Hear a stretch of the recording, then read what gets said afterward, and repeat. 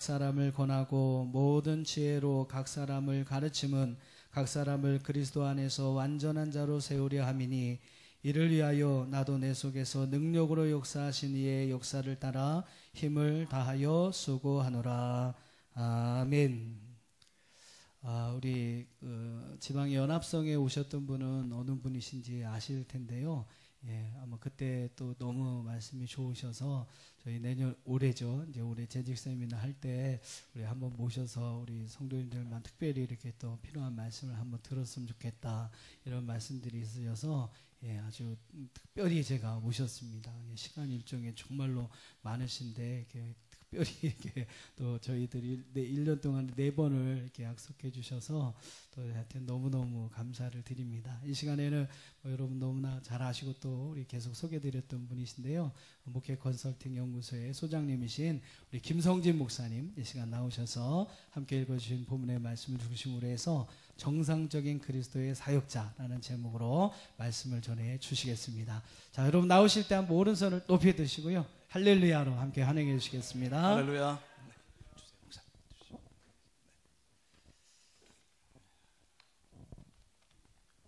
네, 평안하셨죠? 할렐루야. 네. 평안하다고 인사하면 아멘 안 하고 할렐루야 해야 아멘 하시군요. 특별히 우리 교회 재직 세미나에 초대해 주셔서 정말 감사드립니다. 오늘 4차례 해드리니까 주어진 시간이 또 굉장히 짧아요, 그죠? 지금부터 1시간 반 해야 되니까 1시간 반 동안 우리 재직들께서 하셔야 될 일, 또 우리 그리스도인들의 사역자들이 도대체 어떻게 인생을 살아가야 되는가, 이런 이야기들을 좀 함께 나눠가려고 합니다. 지난번 또 집회 때 와서 이렇게 뵀던 얼굴들도 들어도 뵈기도 하고, 오늘 처음 뵙는 분들은 그때 집회 안 왔다는 것이 확실시 됩니다, 그죠? 내용은 제 소개나 또 우리가 해드릴 이야기들은 제가 강의 중에 이렇게 하도록 하겠습니다. 오늘 제목 한번 읽을까요? 진정한 그리스도의 사역자, 이게 오늘 주제입니다. 오늘은 세미나의 주제를 청지기 세미나 이렇게 붙였습니다. 저와 여러분 모두는 하나님께서 맡겨주신 직분을 감당하는 청지기들이죠. 여러분 참 밤에 어렵게 나오셨는데 그냥 멀뚱멀뚱처럼만 쳐다보고 가만히 있으면 힘드시잖아요, 그죠? 나올 때 이 말이 옳은가 싶다 그러면 아멘도 하고 좀 그럽시다. 네, 고맙습니다. 여기 이제 진정한 그리스도의 사역자, 뭐 또 안 진정한 것도 있다는 얘기죠, 그죠?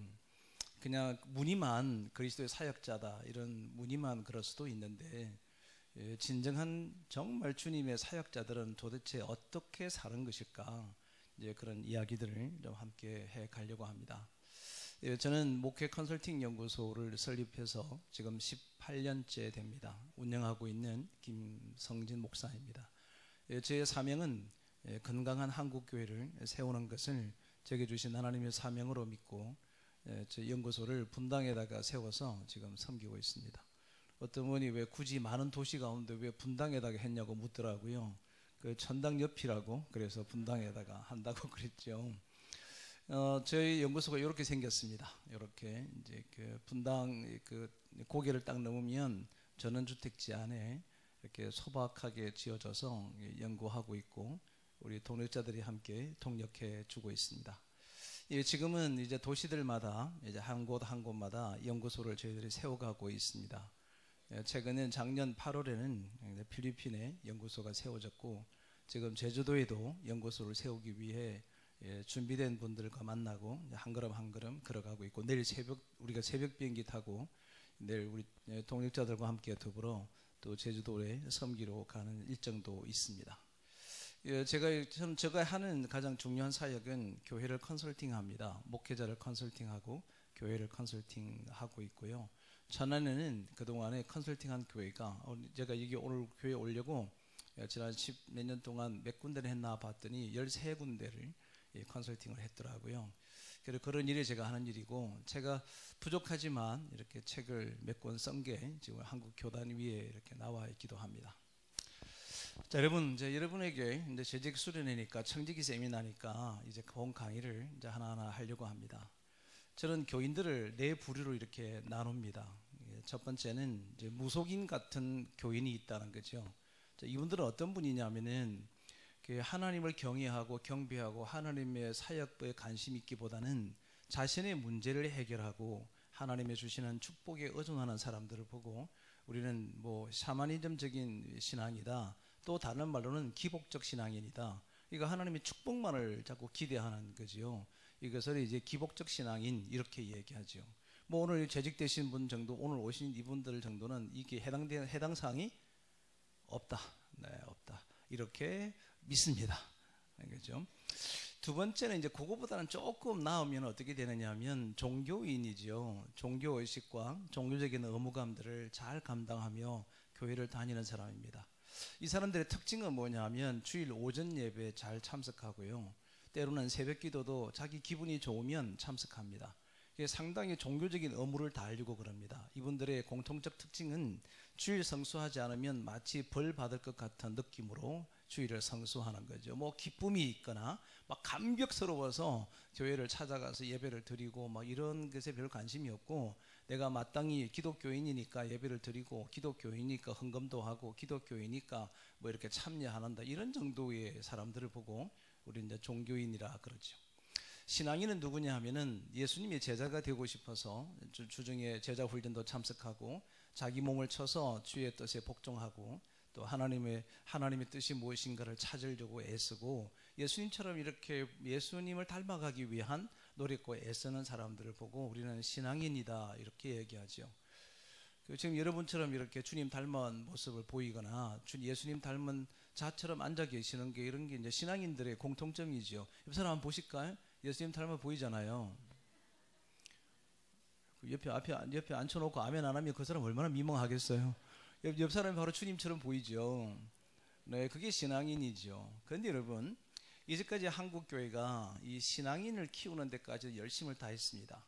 그러다 보니까 자기 신앙은 새겨져서 주님을 닮아가고 이런 것은 참 좋은데, 우리가 목적은 교회를 세운 목적과 직분을 주신 목적과 우리를 이 땅에 보내신 이유는 내가 주님 닮아가기 위해서 뭐 이런 정도 갖고 하라고 우리를 보내신 게 아니고, 이 땅에 하나님의 나라가 임하기 위하여 주의 뜻이 임하게 하기 위해서 하나님의 나라를 세우기 위해서 저와 여러분을 보내시지 않았을까, 이렇게 믿고서 자신의 삶을 성실하게 살아가는 사람들이 있다는 거지요. 그걸 보고 우리는 뭐라고 그러냐면 하나님의 나라를 세우는 사람이다 이렇게 이야기하죠. 저는 오늘 여러분들이 신앙인을 훨씬 뛰어넘어서 하나님의 나라를 세우는 그런 하나님의 사람들이 되시기를 진심으로 바랍니다. 제가 원래는 이제 1번, 2번, 3번, 4번 해가지고 나는 몇 번 할 때 나는 몇 번 이렇게 얘기하자 그러려고 그랬거든요. 근데 여러분 얼굴을 보니까 전부 다 4번일 것 같아서 제가 안 하려고 그러는 거지. 하나님의 나라를 세우는 사람이, 이분의 관심은 자신의 문제가 아니에요. 나의 축복도 별로 관심이 없고 내가 예수를 닮니 안 닮니 이것도 중요하지만 그거보다 훨씬 더 중요한 게 어떻게 해야 이 지역이 복음화가 되고 이 땅이 하나님께서 기뻐하는 땅이 되고 어떻게 해야 하나님께서 임재하시는 그런 교회가 될 것인가, 여기에 지대한 관심을 갖고 있는 사람들이 바로 하나님의 나라를 세우는 사람들이죠. 이건 누구라고요? 그렇게 하기 좀 민망하니까 얼른 말을 못하고 그죠? 누가 되면 좋겠다고요? 내가 되면 좋겠다. 우리 각자가 이런 사람이 되어야 되지 않을까 하는 거죠. 저는 이제 우리 직분자들을 청지기를 흔히 이제 세 가지로 이렇게 얘기합니다. 이 세 가지는 선택이 아닙니다. 우리는 때를 얻든지 못 얻든지 전도하는 일에 힘쓰는 사람이 되어야 합니다. 아멘. 여러분 힘들게 나오셨는데 아멘까지 하면 얼마나 힘드세요? 제가 그냥 하겠습니다. 우리는 때를 얻든지 못 얻든지 전도하는 일에 힘쓰는 자가 되어야 합니다. 아멘. 제가 하겠습니다. 피곤한데 뭐 아멘까지 하세요. 그냥 가만히 계셔도 되죠.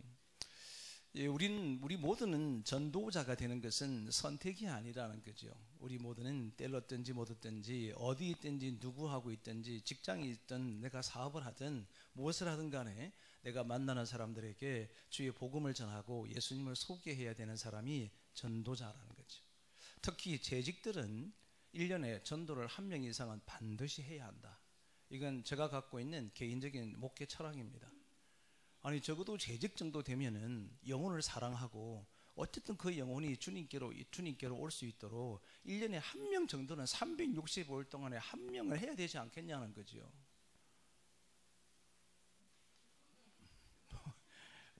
노래 보지는 마십시오. 그렇잖아요, 그죠? 그래서 그때 제가 집회 때 왔을 때 그렇게 이야기했는데 같이 한번 해보죠. 복습 삼아. 전도를 못하면 애라도 낳자. 그거 했잖아. 그게 기억나죠? 전도 못하면 애라도 낳아야죠. 이거 재직들이지. 적어도 재직은 어쨌든 한 명을 그냥 돈을 주고 사든 데리고 지나가는 사람 길거리에 붙들고 들어오든 간에 한 명 데리고 와야지. 1년에. 옆 사람한테 물어봅니다. 어떻게 살래? 물어봐요. 빨리 뭐라 그러는지. 네.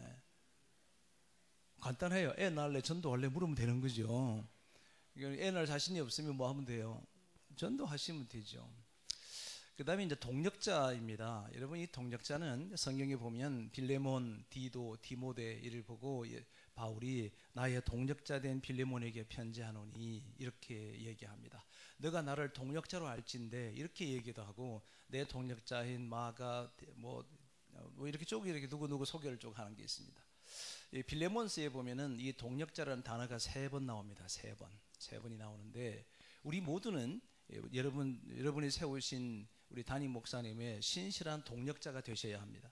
그러니까 재직들은 어떤 사람이냐면 전도하는 사람이고 두 번째는 동력하는 사람이라는 거죠.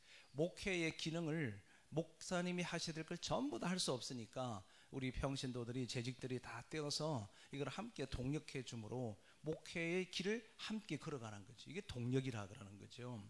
제가 오늘 우리 세 분의 동력자와 같이 왔습니다. 저들은 오늘 3가지 삶을 그대로 살고 있습니다.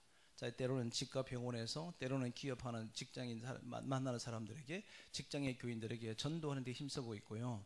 제가 하는 목사의 사역을, 소장의 사역을 적극적으로 동력하고 있습니다. 그리고 또 한 가지가 뭐냐면 사역자인데, 이 사역자는 뭐냐면 세상을 변화시키기 위해서 세상으로 들어가서 빛이 되고 소금이 되고 세상을 변화시키는 일에 영향력을 주는 사람들을 보고 우리는 사역자라 그러는 거죠. 근데 우리 한국 교회가 이 사역자와 동력자의 개념을 잘못 이해해줘서 뭐라고 이야기하냐면 교회에서 일하는 사람을 보고 다 사역자라 그러거든요. 실제로 엄밀하게 얘기하면 잘못된 표현입니다. 교회에서 일하는 여러분들은 동력하는 겁니다. 목사님의 동력을 하는 거고 우리는 세상에 사역을 하기 위해서 가는 거거든요.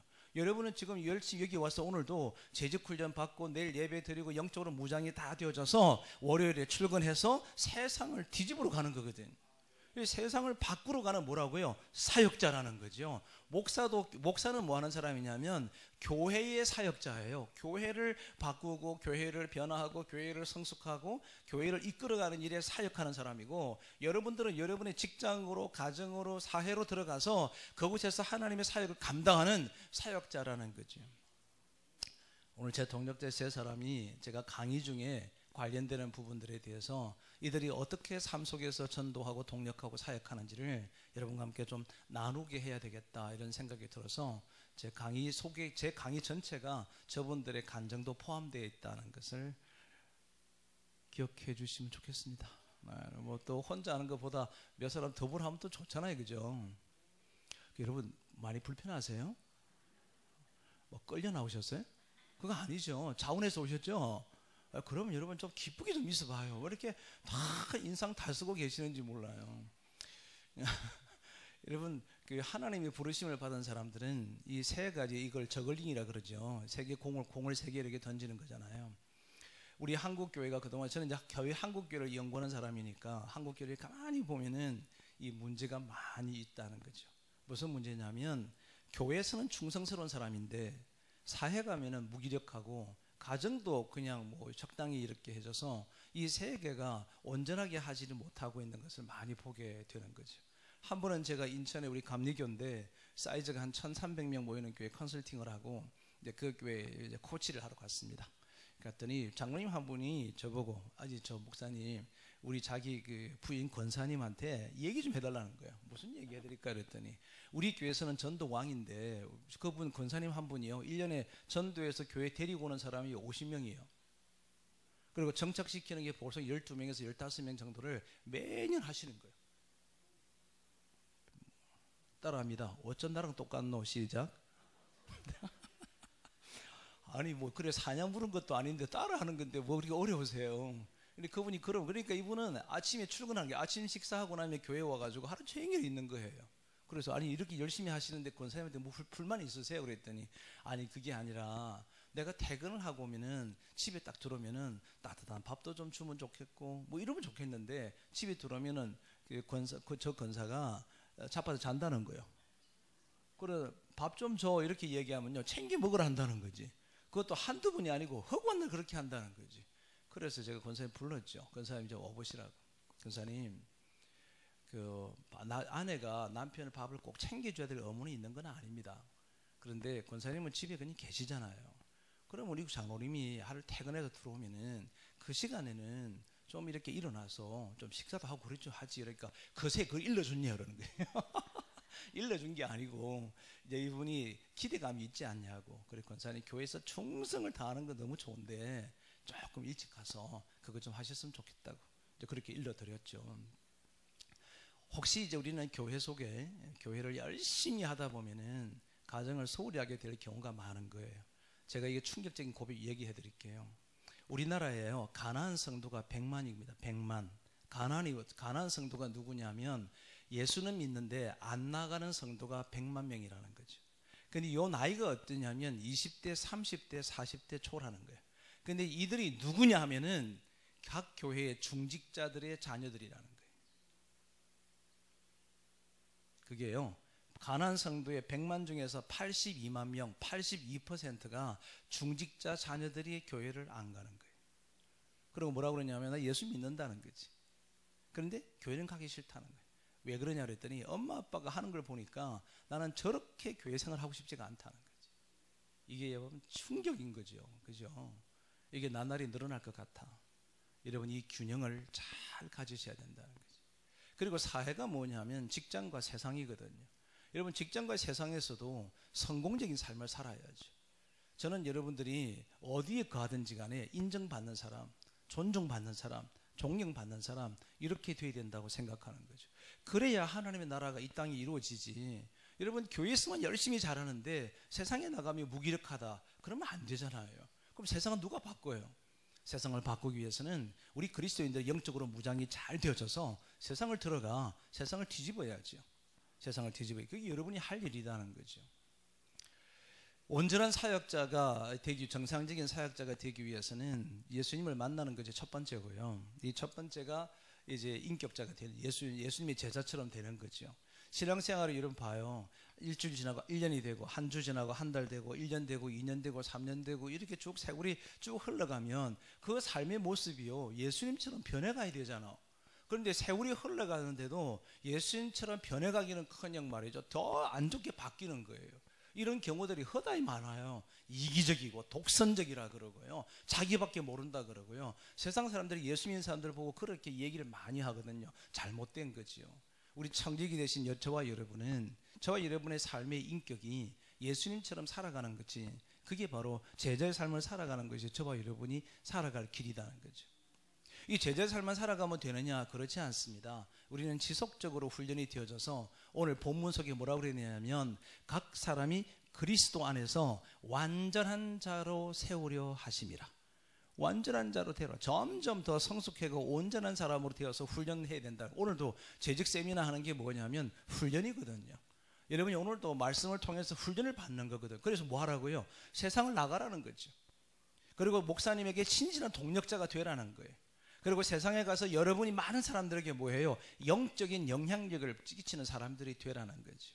이렇게 가는 것이 온전한 사역자라는 거죠. 이렇게 살아가는 그런 저와 여러분이 되기를 진심으로 바랍니다.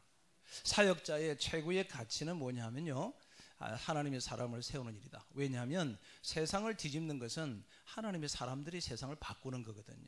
그러니까 세상을 바꾸는 것을 어떻게 바꾸느냐 하면 신실한 크리스찬들이 온전한 그리스도의 사역자들이 많이 배출되어야 이 세상을 완전하게 바꿀 수 있다는 거죠.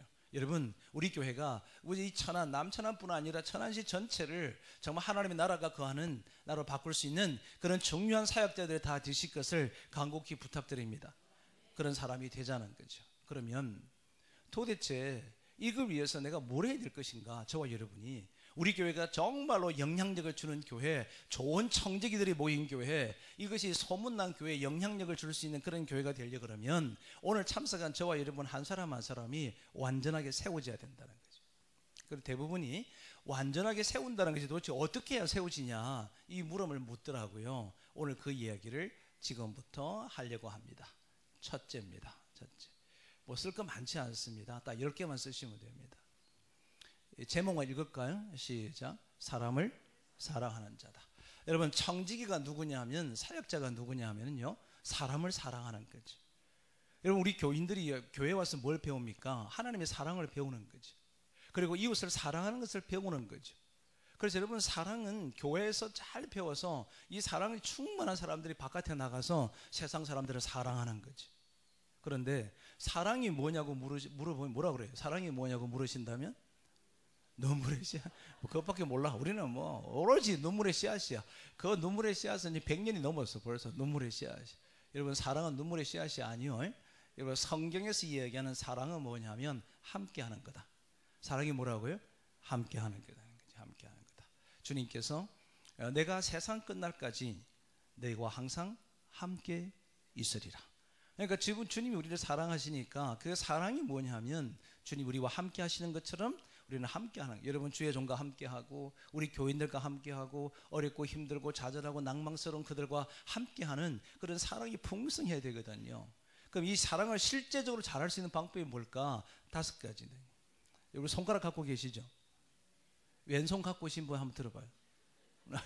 잠깐 왼손 없는 분이 들어 계셔. 왼손 들고 오신 분 한 분. 네, 하겠습니다. 관심, 책임, 이해, 존경, 주는 것. 이게 사랑의 5대 요소예요. 그러니까 사랑한다. 예를 들어서 제가 이러는 거죠. 남편이 아내에게 여보 나 당신 사랑해 그러잖아요. 사랑하면 관심이 있다는 거죠.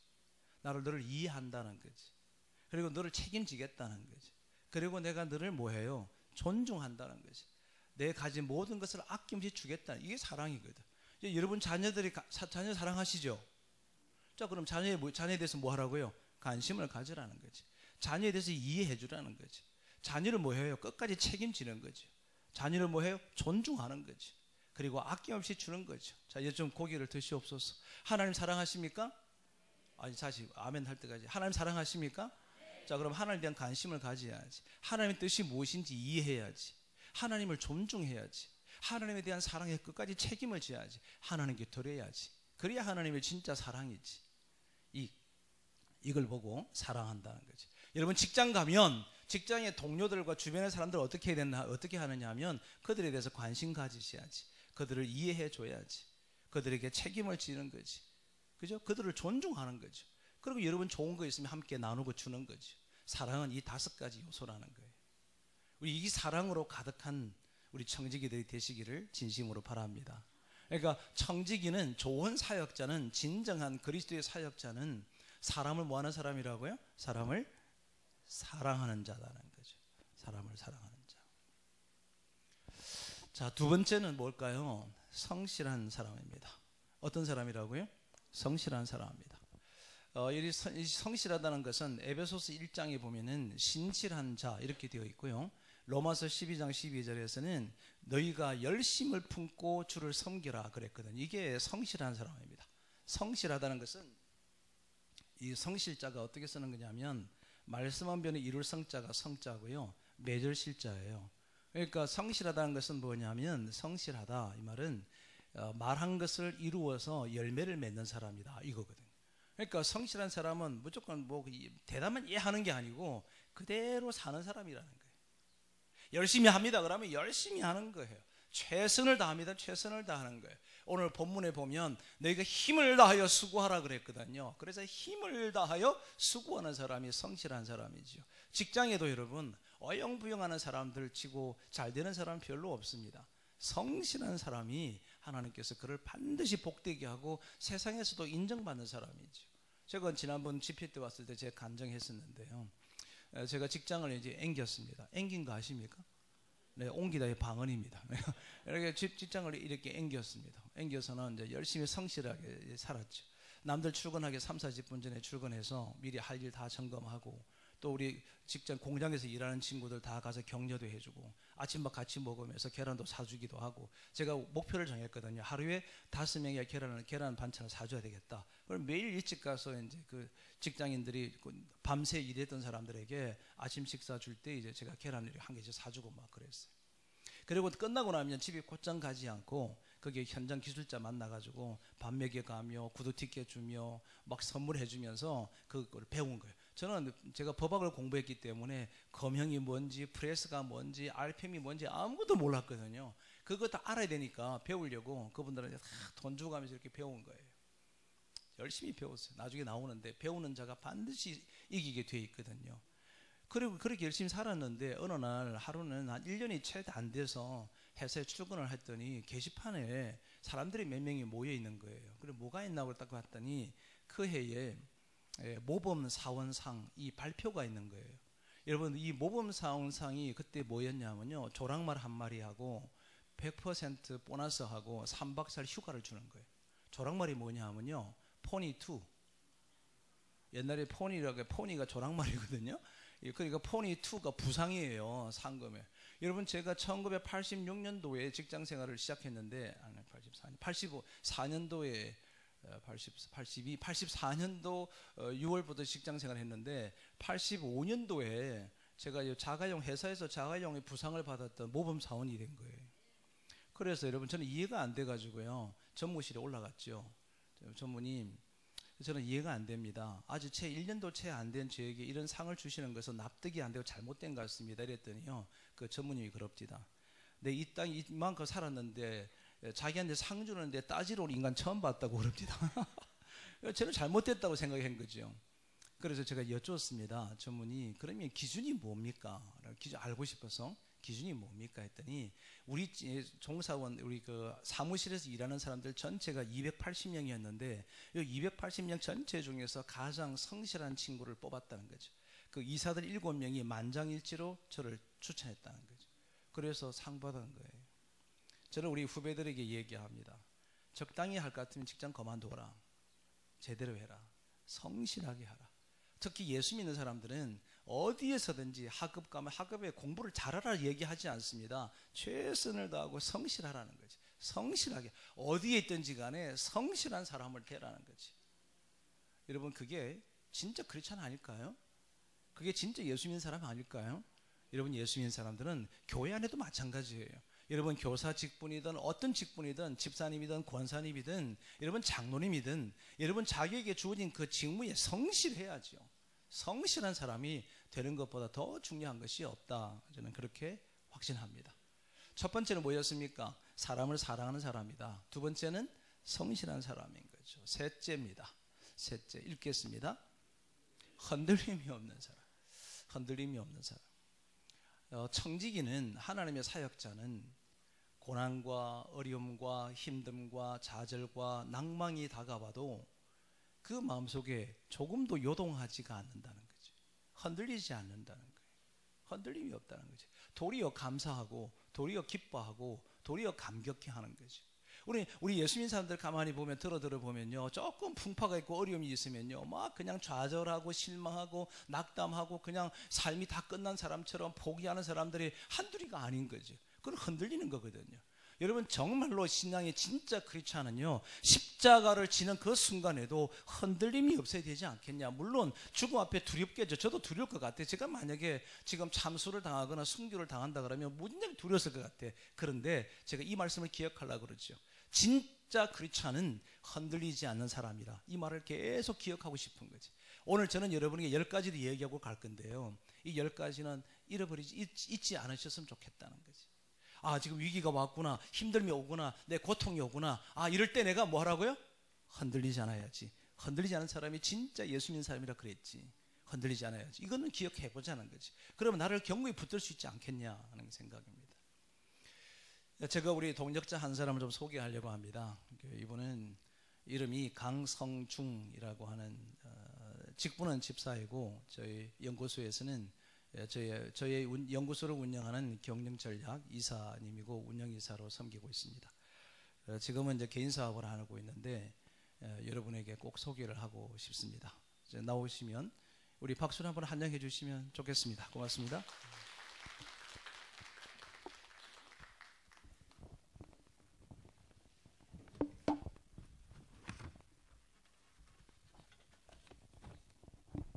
네.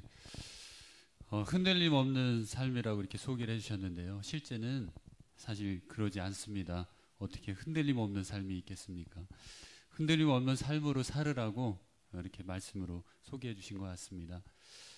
에베소 4장 14절 말씀이 오늘 간증을 하면서 기억이 나는데, 이는 우리가 이제부터 어린아이가 되지 아니하여 사람의 속임수와 간사한 유혹에 빠져 온갖 교훈의 풍조에 밀려 요동하지 않게 함이라. 이 말씀을 주셨습니다. 그만큼 흔들림 없는 삶으로 하나님 주신 사명을 잘 감당하고자 합니다. 안녕하세요. 저는 목회 컨설팅 연구소에 방금 소개받은 경영전략 이사로 섬기고 있는 강성중 집사입니다. 저의 사명은 하나님 주신 비전과 목적에 세우신 연구소의 경영 전반적 운영에 대한 것들을 맡고 있습니다. 그리고 SAT를 일하는 1인 창업자로 또 회사를 경영하고 있고요. 주요 취급은 스테인레스 아시죠? 네, 그것을 취급하고 있습니다. 그리고 용인에 조그만 공장도 운영하고 있고요. 또한 하는 일이 많습니다. 또한 F&B 코리아라는 주식회사에 저희가 이제 퓨전 한정식 브랜드 네임이 포시즌이라고 있습니다. 용인에 거기에 경영이사를 겸직하고 있습니다. 이만큼 많은 직분을 주셨던 하나님, 그동안 제게 인도하셨던 하나님, 제게 있어서는 오늘 제 삶을 모든 시간 또 에너지, 물질, 하나님이 주인이심을 알고 연구소 사역을 가장 우선에 두고 이제껏 헌신하고 있습니다. 저는 오늘 제 자신의 주재권에 대한 변화에 대해 말씀을 드리려고 합니다. 계기와 전환점이 있었는데요. 지방의 교회를 다니고 있다가 지금의 연구소로 오기까지 참 쉽지 않았던 그런 결정이었습니다. 교회에서 교회를 옮기는 거 정말 쉽지 않죠. 아주 특별한 일이 있지 않은 한 좀 그렇게 될 텐데요. 교회에서 연구소로 온다는 건 더더욱이나 힘든 그러한 결정이었습니다. 그래서 저는 오늘 이 계계에 대해서 네 가지로 이렇게 주재권에 대한 말씀을 드리려고 합니다.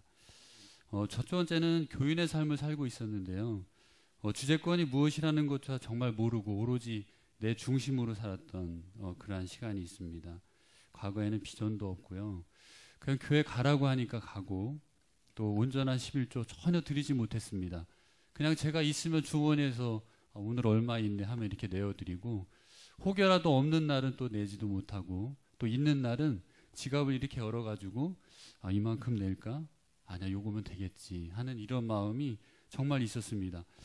교회 나가는 이유는 믿음이나 어떤 그런 신앙보다는 내 형편, 안위, 그리고 제가 사업을 하니까 사업이 정말 잘 돼야 되잖아요. 그래서 철저한 어떤 교인의 그런 신분으로 지냈던 시절이 있습니다. 소장님과는 첫 교회에서 사경회를 인도하셨는데요. 소장님을 첫 보는 순간 정말 홀딱 반했습니다. 제가. 소장님을 딱 보면서 나도 저렇게 소장님처럼 좀 되고 싶다. 이 마음이 되게 간절했어요. 그래서 한 2번, 3번 이렇게 여러 차례 오시면서 그 마음이 더욱더 간절해졌습니다. 근데 어느 날 그렇게 소장님을 만나고 지금껏 이렇게 연구소 함께 사역을 하고 있습니다. 아마 이때부터 하나님께서는 저 얘기를 예배하셨던 것 같습니다. 제가 살았던 곳은 충북 음성군 금왕 무궁리라는 아주 작은 시골입니다. 사업장도 이 근처에 같이 있는데요. 사업을 하면서 어느 순간 이제 시간이 지나고 있는 분면에 문득 아내가 이사를 가야 한다고 합니다. 이사 아시죠? 이사. 예, 이사를 가야 한다고 해요. 근데 저는 정말 반대를 했습니다. 왜냐하면 그 시골 동네가 제게 있어서는 정말 제2의 고향이었거든요. 왜 그런 경우 있지 않습니까? 너무도 정이 들어서 그곳을 한 발자국도 떠나면 죽을 것 같은 그런 제2의 고향이었습니다. 그리고 멀리 또 다시 가야 된다고 하면 출퇴근도 멀어지고 또 그만큼 시간도 많이 걸리고 그것이 정말 싫었습니다. 무엇보다도 시골에서 도시로 이사를 가려고 하면 자금도 많이 부족하지 않습니까? 그래서 음성군 무궁리라는 데서 청주에 있는 오창 그 신도시로 이사를 가기로 이렇게 했었는데 제가 아내한테 물어봤어요. 아니 도대체 무슨 생각으로 갑자기 이사를 가라고 하는 거냐 그랬더니 아내는 참고로 말씀드리면 모태 신앙인데요. 창세기 12장 1절 말씀을 응답을 받았다고 그래요. 여호와께서 아브라함에게 이르시되 너는 너의 고향과 친척과 아비의 집을 떠나 내가 내게 보여줄 땅으로 가라. 이런 말씀을 들었대요. 근데 저는 아까도 말씀드린 주재권도 없는 상태에서 말씀 응답이 도대체 뭐야? 기도하면 다 들어주는 건가? 정말 이해가 도저히 되지 않았어요. 그래서 이제 대부분 집을 보러 가면 밝은 대낮에 이렇게 가지 않습니까? 가서 내가 평수는 얼마로 하고 또 학교 뭐 이런 것도 아이들이 있으니까 보고 주변을 돌아볼 텐데 저희는 아주 깜깜한 밤에 갔어요. 퇴근 이후에. 근데 아내한테 이야기를 하면 아내는 무언가 확신에 차가지고 그냥 가면 된다고 그러는 거예요. 그래서 무작정 따라갔어요. 한 8시쯤에.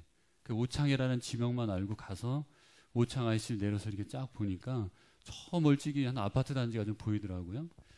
그래서 무작정 그쪽으로 이제 좌회전하라고 이렇게 가는데 늦은 시간이니까 부동산 문 연 데도 없고 한 조금 가다 보니까 문 연 집이 있어서 그냥 무작정 들어갔어요. 들어가서 집을 보러 왔다고 소개를 해줬습니다. 2군데 딱 해줬어요. 근데 첫 번째는 좀 계단 옆에서 안 좋았고 2번째였는데 그날 바로 그냥 그걸 보고 거기서 구두 계약을 하고 왔어요. 그 아내한테도 도저히 이해가 안 돼서 아니 뭐 집을 좀 더 보고 뭐 계약을 하든지 내일 와도 되고 하는데 왜 이렇게 계약을 서두를까 했더니 아내는 정말 그때까지도 어떤 믿음, 그 하나님 주셨던 아까 말씀, 그것에 대한 순종의 어떤 믿음이 더욱더 컸습니다. 하여튼 어떻게 됐든 이사를 했어요. 임대 아파트를 살다가 집을 구입을 하는데 임대 아파트 보증금 거의 한 2천만 원 정도밖에 안 되거든요. 근데 집을 사는 거는 거의 1억 5천 수준이었어요. 너무도 큰 금액이었어요. 제게 있어서는. 그래도 일단 대출을 받고 이사를 하게 되었습니다. 근데 오창으로 이사를 하는데 첫날 짐을 다 풀지도 않았어요. 그 짐을 이제 이삿짐 센터에 쭉 내려놓는데 아내가 이야기를 합니다. 이곳에 정을 많이 두지 말라고. 이제 곧 이사를 다시 가야 된다고. 짐도 풀지 않았는데 금방 또 이사를 가야 된다고 하니까 화가 났어요. 그럼 하나님 진작에 앞으로 갈 길이 그쪽으로 이사를 가게 해주시던지 오창이라는 데를 왜 자꾸 거치게 해서 또 얼마 살지 않아서 바로 이사를 가야 된다는 이야기를 듣는 것에 좀 화가 많이 났어요. 그래도 오늘 또 다 바로 이사 갈 게 아니니까 일단 아내도 좀 지나면 마음이 변하겠지 해서 짐을 풀었습니다. 이때 보면은 저게 이제 그 청주에 있는 교회를 다니게 되었는데요. 여기서부터는 제가 성도로서의 어떤 변화가 있게 됩니다. 제 스스로의 주재권을 표현하자면 한 50% 정도. 그 청주의 교회를 다니면서 이전에는 그냥 그렇게 제가 헌신도 하지 않고 했다고 하면 이것이 진짜 교회이구나. 그곳에서 제가 순모임, 그러니까 구역 모임 같은 걸 하게 되었는데요. 이것이 정말 교제이구나. 여기서 말씀이 이런 거구나. 그분들의 사랑이 이거구나. 또 섬김이 이거구나. 라는 이러한 교회 생활을 한 거죠. 너무도 좋았습니다. 그러던 쯤에 이제 1년 정도 이렇게 지났어요. 그랬더니 아내가 또 이사 얘기를 또 꺼냅니다. 근데 이때는 정말 갈등을 많이 했습니다. 왜냐하면요. 그 오창이라는 곳이 너무 좋았거든요. 아까 말씀드렸잖아요. 교회 잘 다니고 있었고요. 그리고 그가 신도시다 보니까 앞에 바로 나오면 대형마트가 있고요. 그 IC까지 나가는데 5분도 안 걸려요. 모든 어떤 교육기관 이런 것들이 다 준비가 되어 있어서 너무도 가기 싫었습니다. 그래서 제가 좀 뭐랄까요? 좀 버틴다고 할까요? 그래서 이때는 제가 기도를 했습니다. 하나님, 제게도 정말 이사를 가야 한다고 하면 무엇이 되었든 하나님 응답을 받기 원합니다. 그것이 말씀이든 누구를 통해서든 아니면 진짜 뭐 지나가는 낙엽이든 아니면 바람이든 제가 알기를 원합니다. 그 응답이 있기 전에 저 이사 갈 수가 없습니다. 이렇게 버텼어요. 근데 제가 이제 아까 말씀드린 것처럼 1인 창업자고 혼자 다니는 영업이 많습니다. 차를 많이 타고 이동을 해요. 그때 이제 극동방송을 제가 많이 들었는데 이때 말씀을 라디오를 키면서 들었습니다.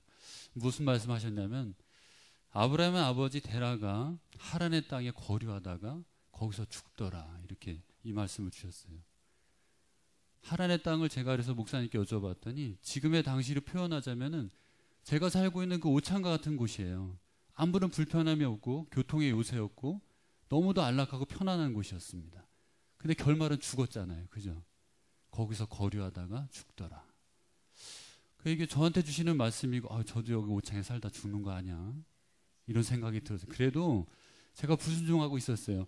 그래도 아닐 거야. 뭐 이렇게 응답을 빨리 주실 수가 있겠어? 이렇게 교만은 또 떨었죠. 그러고 나서 또 어느 정도 시간이 지났습니다. 여전히 라디오에서 또 말씀을 알려주십니다. 누가복음 6장 62절 말씀입니다. 손에 쟁기를 잡고 뒤를 돌아보는 자는 하나님의 나라에 합당하지 아니하리라. 제가 이 말씀을 딱 듣는데 이때는 처음하고는 다르게 아주 좀 턱 막히는 거예요, 여기가. 그러면서 생각하는 것이 쟁기를 잡고 뒤를 돌아보고 있는 제 모습이 그려지는 거예요. 근데도 그런 마음이 있음에도 불구하고 또 반은 또 역시나 아닐 거야. 좀 더 확실한 무언가 있지 않을까? 이러면서 반신반의하고 또 무시를 합니다. 이때는 또 새벽 예배도 다니고 말씀 듣기 위해서 또 응답받기 위해서 이렇게 다녔었는데요. 이 말씀을 듣고 나서 한 2주 정도 지났던 것 같아요. 2주 정도 지났는데 그때는 정말 분명한 것으로 하나님이 알려주셨어요. 나는 너와 친구가 되고 싶다고 이렇게 알려주셨어요. 그래서 이제 진 쌓아야 되는구나 이렇게 결단을 했는데 아내 보기가 너무 미안한 거예요. 그렇게 한 달, 두 달을 버텼던 제가 너무도 미안한 거예요. 그래서 일주일이 지나고 또 하나님 앞에 기도하고 아내한테 용기 있게 얘기했습니다. 자, 이제 짐 싸자. 안 되겠다. 하나님 말씀 주셨다. 그래서 이제 짐을 싸려고 하는데 아내가 또 궁금해서 물어도 볼 수 있을 텐데 또 역시나 확신에 찬 그런 웃음만 띄우고 짐을 또 쌌어요. 그래서 이제 결단을 하고 이제 짐을 싸고 이제 저희가 있는 MS 연구소로 이렇게 이사를 하게 되었습니다. 이사를 하면서 제게는 어떤 그 부르심의 순종, 버티긴 했지만 여러 차례 말씀으로 또 확실한 것으로 또 그렇게 주셨던 마음에 순종을 하게 되었고요. 또 연구소에 오면서 하나님의 기관이 아까 소개하신 것처럼 MSC 연구소 경영전략 이사라는 또 그러한 사명을 제가 받게 되었습니다. 그 이사 과정 가운데에도 저희가 연구소 바로 밑에 이렇게 내려다보면 저희 빌라가 보여요. 근데 이사를 하는 과정에서 이 결심을 하고 저는 올라오지도 않았는데 이사회실이 저희가 들어갈 집이 벌써 준비가 다 되어 있고요. 올라가 보니까 도배장판 이미 다 되어 있고요. 그만큼 하나님 예비하시고 다 준비를 하셨어요. 들어갈 집은 준비가 되었는데 이제는 나가야 되잖아요. 그죠? 집을 비우고 나가야 되는데 부동산에 가서 집을 내놓는다고 하니까 거의 일주일도 안 돼서 들어올 산이 바로 생겼어요. 정말 놀라웠어요. 그래서 집도 낡고 오래돼가지고 오래 걸릴 줄 알았는데 그래서 그게 들어오고 나가고가 거의 한 열흘 정도도 꽤 안 걸린 것 같습니다. 그만큼 인도하신 하나님을 그때는 정말 제가 이런 하나님 살아계시는구나 이 참맛을 조금 알게 되었습니다. 그래서 이제 연구소에 올라온 이후에 이때는 제가 주재권을 표현하자면 약 한 70에서 80% 그 나머지 20%는 뭐냐면 역시나 흔들리고 있었던 제 모습입니다. 어디서 흔들렸냐면요. 사업을 하다 보니까 오르막이 있으면 내리막도 있지 않습니까? 이렇게 잘 될 때는 잘 몰라요. 그리고 하나님이 주신 거구나. 하나님 감사합니다. 이렇게 하는데 내리막길, 이제 사업이 고꾸라떨리고 이런 시기가 있었습니다. 모기업의 의존도가 한 60% 되는데 갑자기 회사에서 이제 거래를 못 하겠다는 이런 통보를 받았고요. 또 하나는 그때쯤에 이제 거래했던 업체의 약 매출 2억 원 정도를 부도를 맞는 이런 사태가 연일 이어졌습니다. 그리고 세 번째는 또 갑자기 잘 거래하던 한 곳이 어느 순간 흔적도 없이 사라지는 거예요.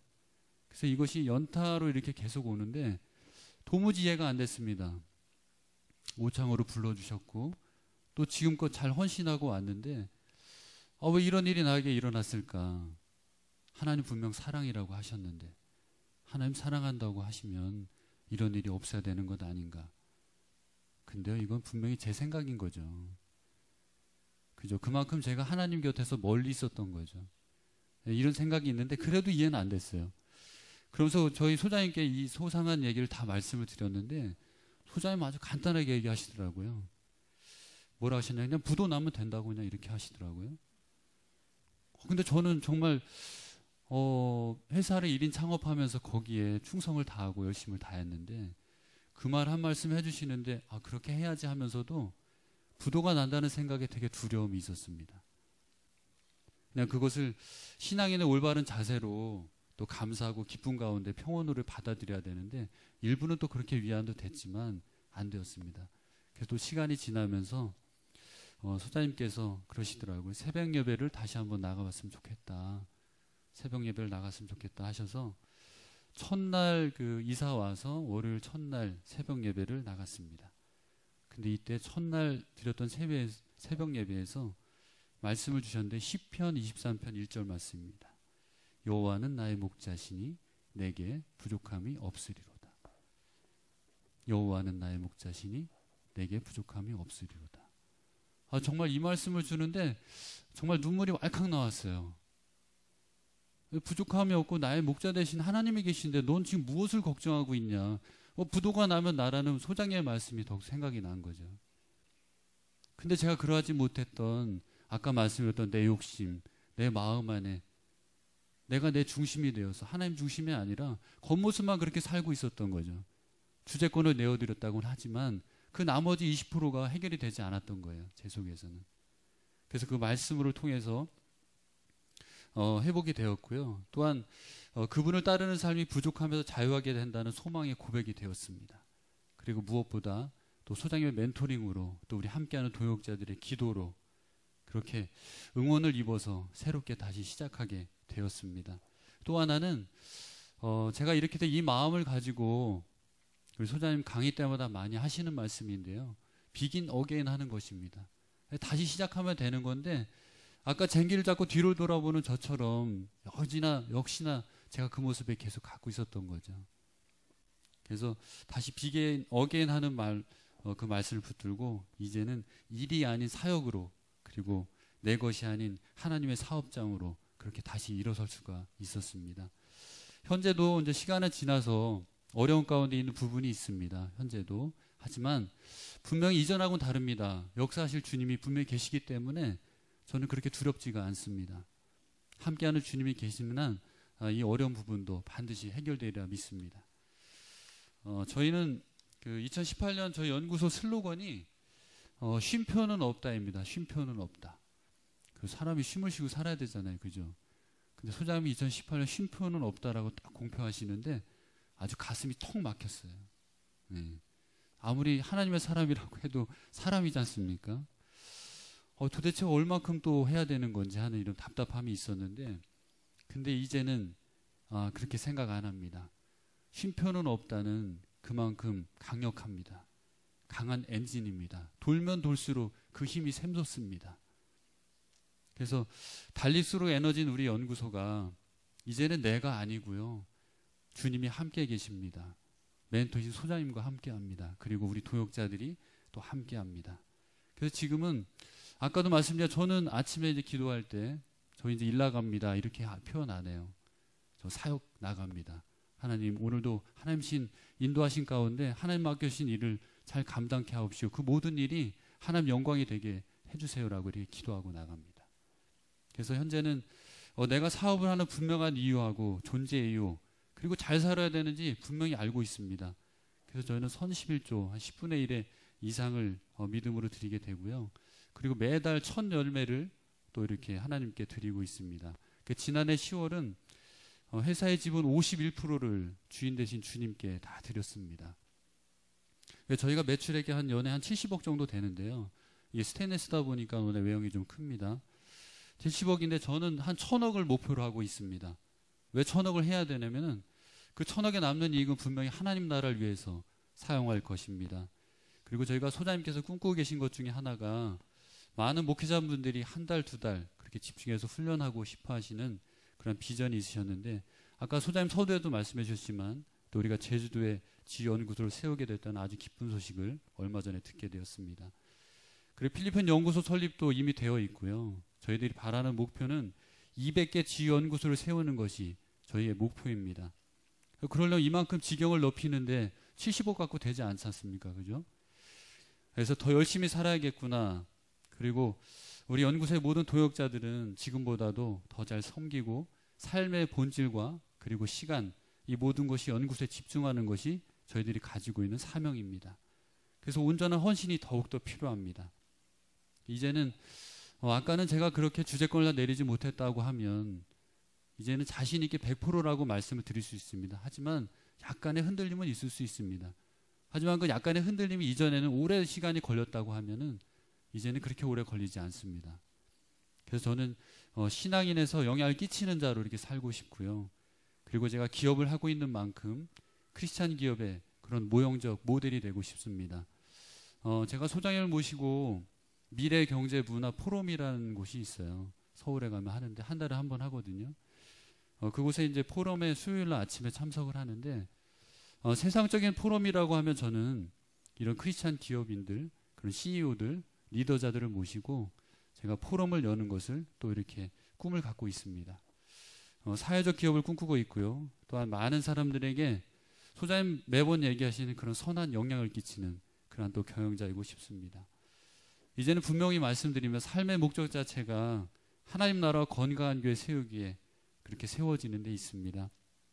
앞으로도 짧은 시간 말씀드렸지만 이 사명을 잘 감당할 수 있도록 주제권을 잃지 않고 온전한 헌신을 위해 여러분들의 기도와 응원을 부탁드리겠습니다.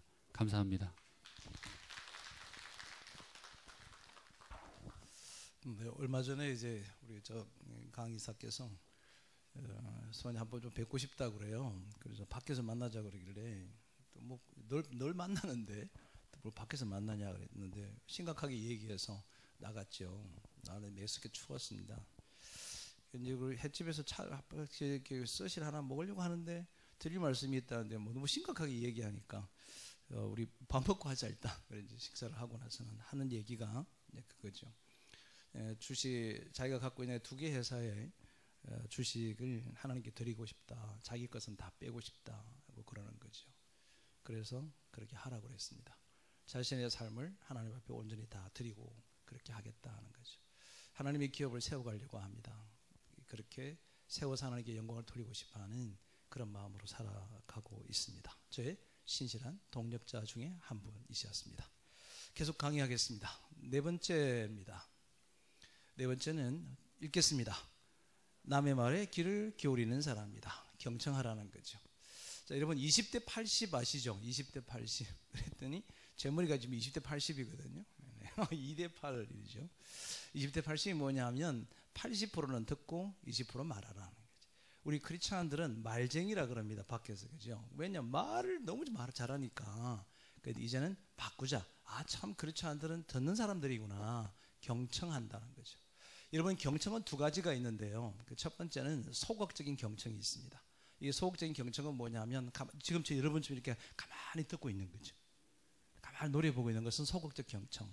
적극적 경청은 뭐 하는 거냐면 아멘, 그렇군요, 고개를 끄덕이거나 아멘하거나 웃거나 반응하는 것은 경청입니다. 그게 적극적 경청이라는 거죠. 여러분 혹시 집에 가셔서 이렇게 부부가 대화하는데 남편이 막 열심히 얘기하는데 아내가 가만히 쳐다보고 있으면 기분 좋죠? 네. 그죠? 그럼 뭐라 그래? 그걸 꼭 하면은 대꾸 좀 해라고 그러잖아요. 대꾸 좀. 그게 적극적 경청하는 거죠. 여러분 적극적 경청은 어떤 거냐면 이런 겁니다.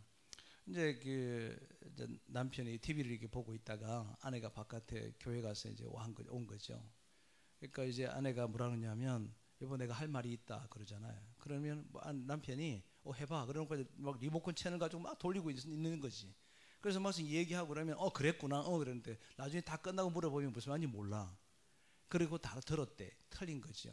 어떻게 경청하는 거냐면 그래 하고 TV를 끄고 같이 테이블에 앉아서 그 말씀을 딱 다소곳하게 그의 얘기를 들어주는 거죠. 그리고 이렇게 얘기합니다. 그랬구나. 지금 당신이 지금 이렇게 얘기한 거지 라고 되씹어 주는 것을 보고 우리는 경청한다는 겁니다.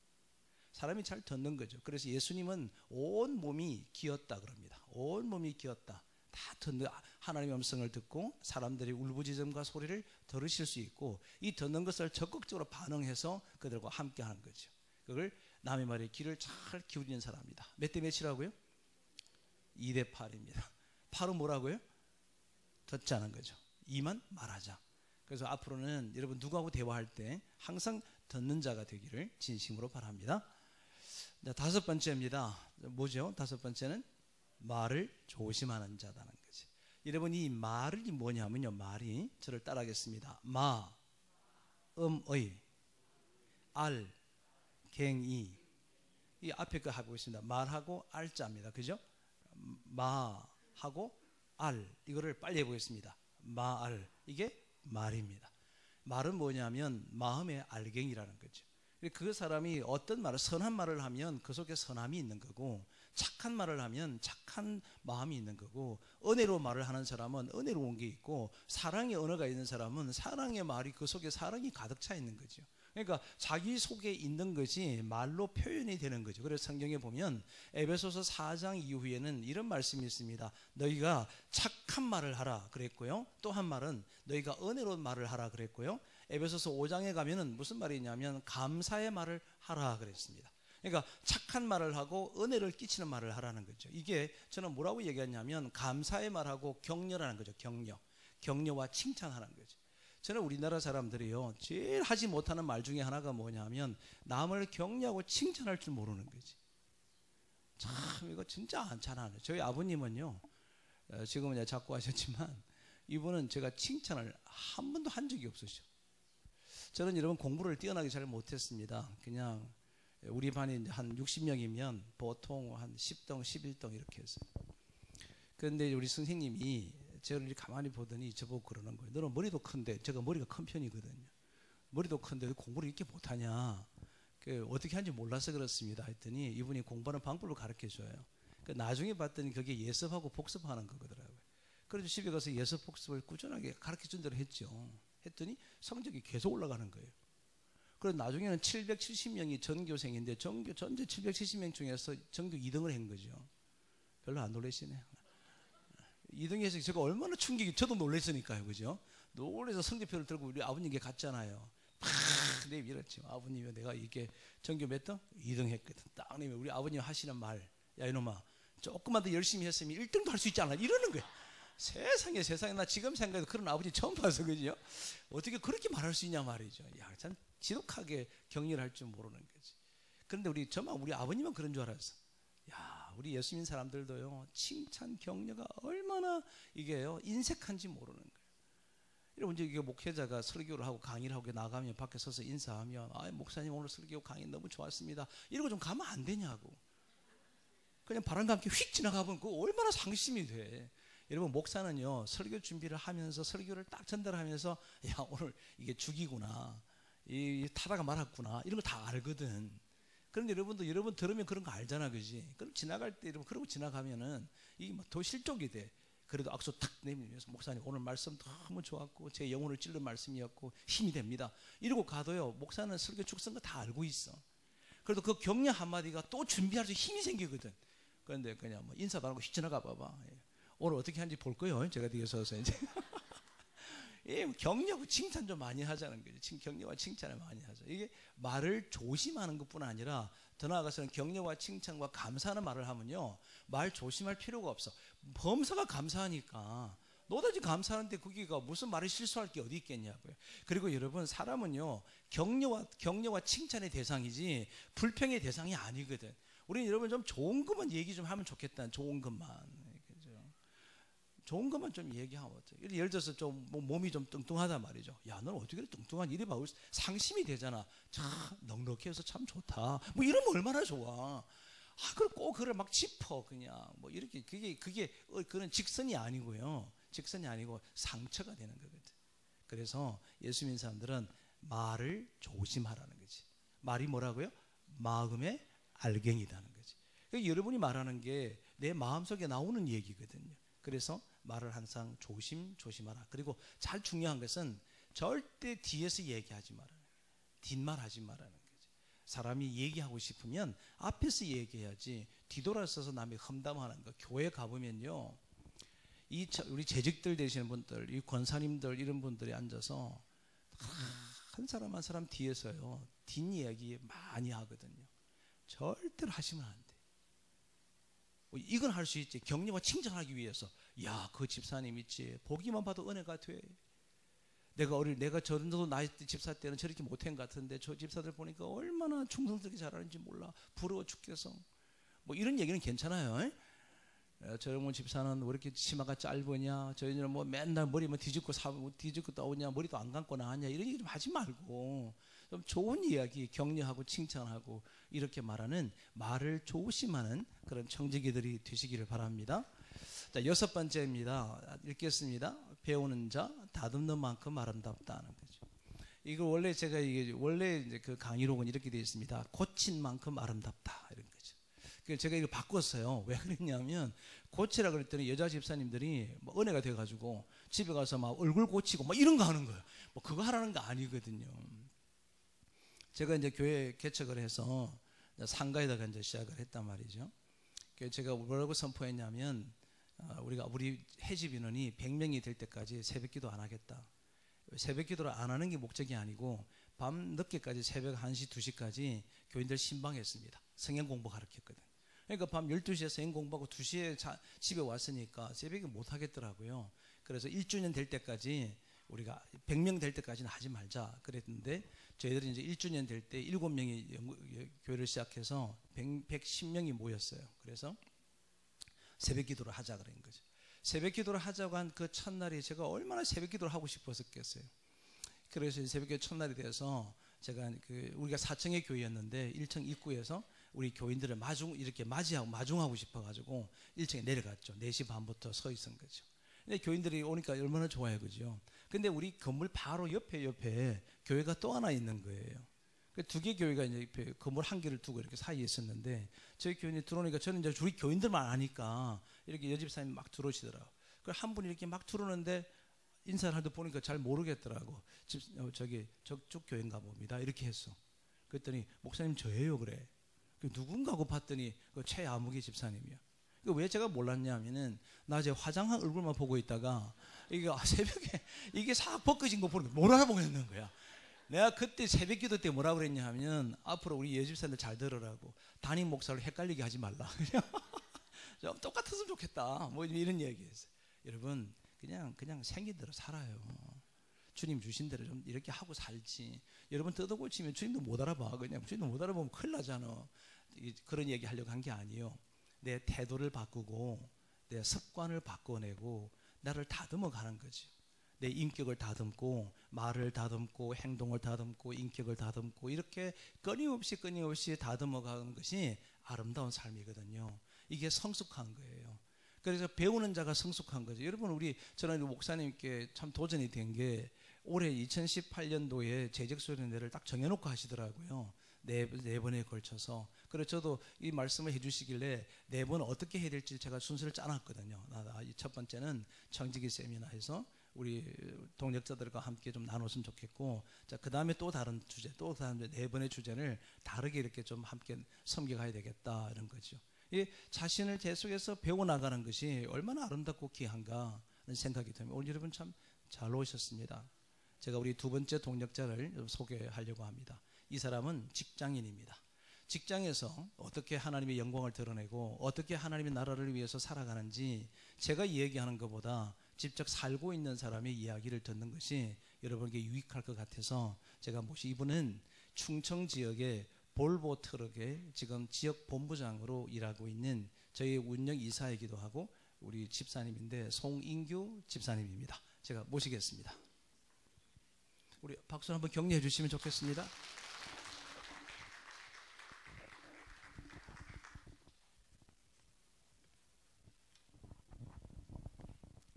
안녕하십니까. 방금 소개받은 송인규 집사입니다.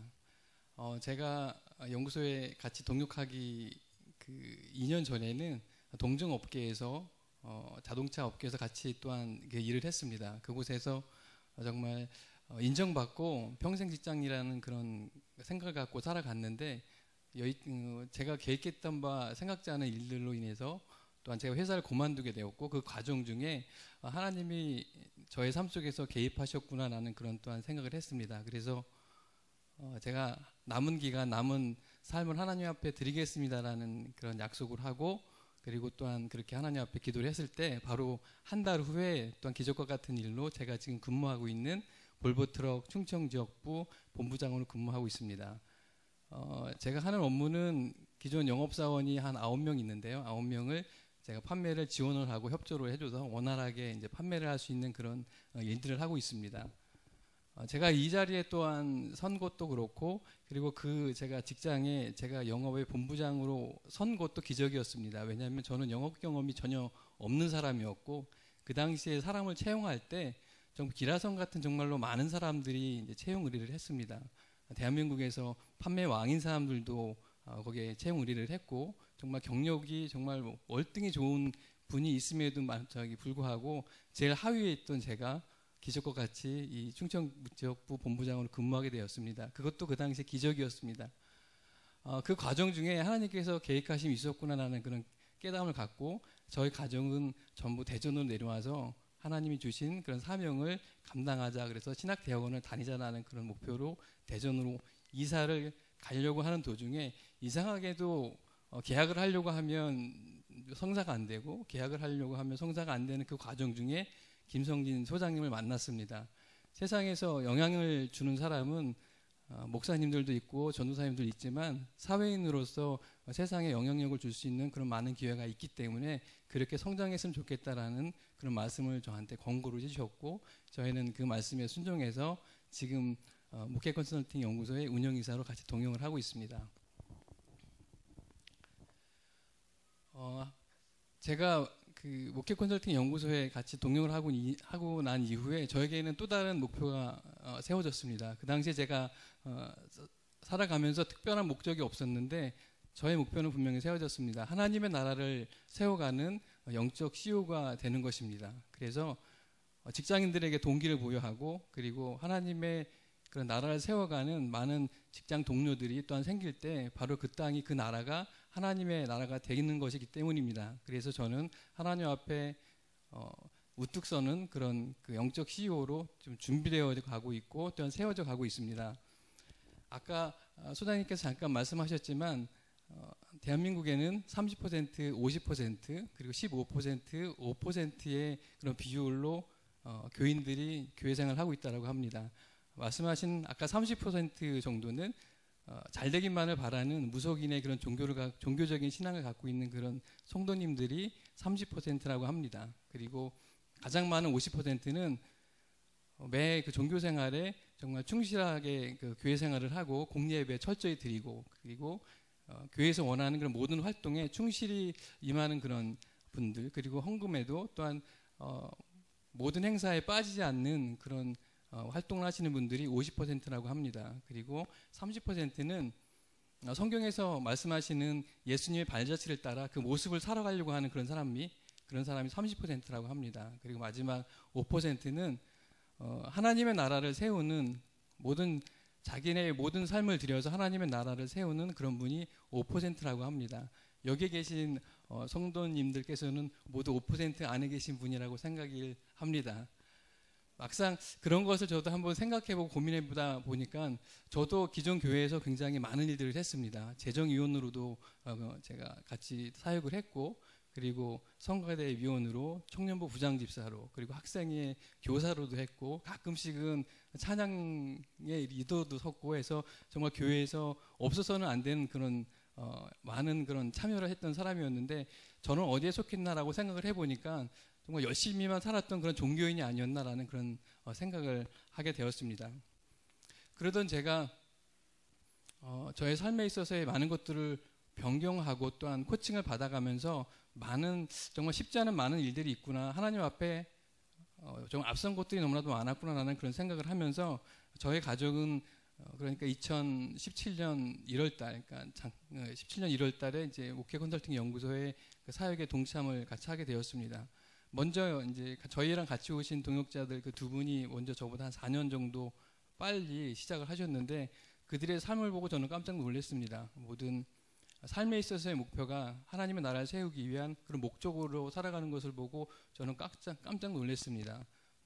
선 11조를 하고, 그리고 본인들의 사업장을 하나님 앞에 드리고, 그리고 삶에 있어서의 목표가 그들의 앞날에 잘 먹고 잘 살기 위한 그런 목적이 아니라 하나님 나라를 세우기 위한 그 목적을 보고 살아가는 그런 모습을 보고 저는 너무나도 깜짝 놀랐습니다.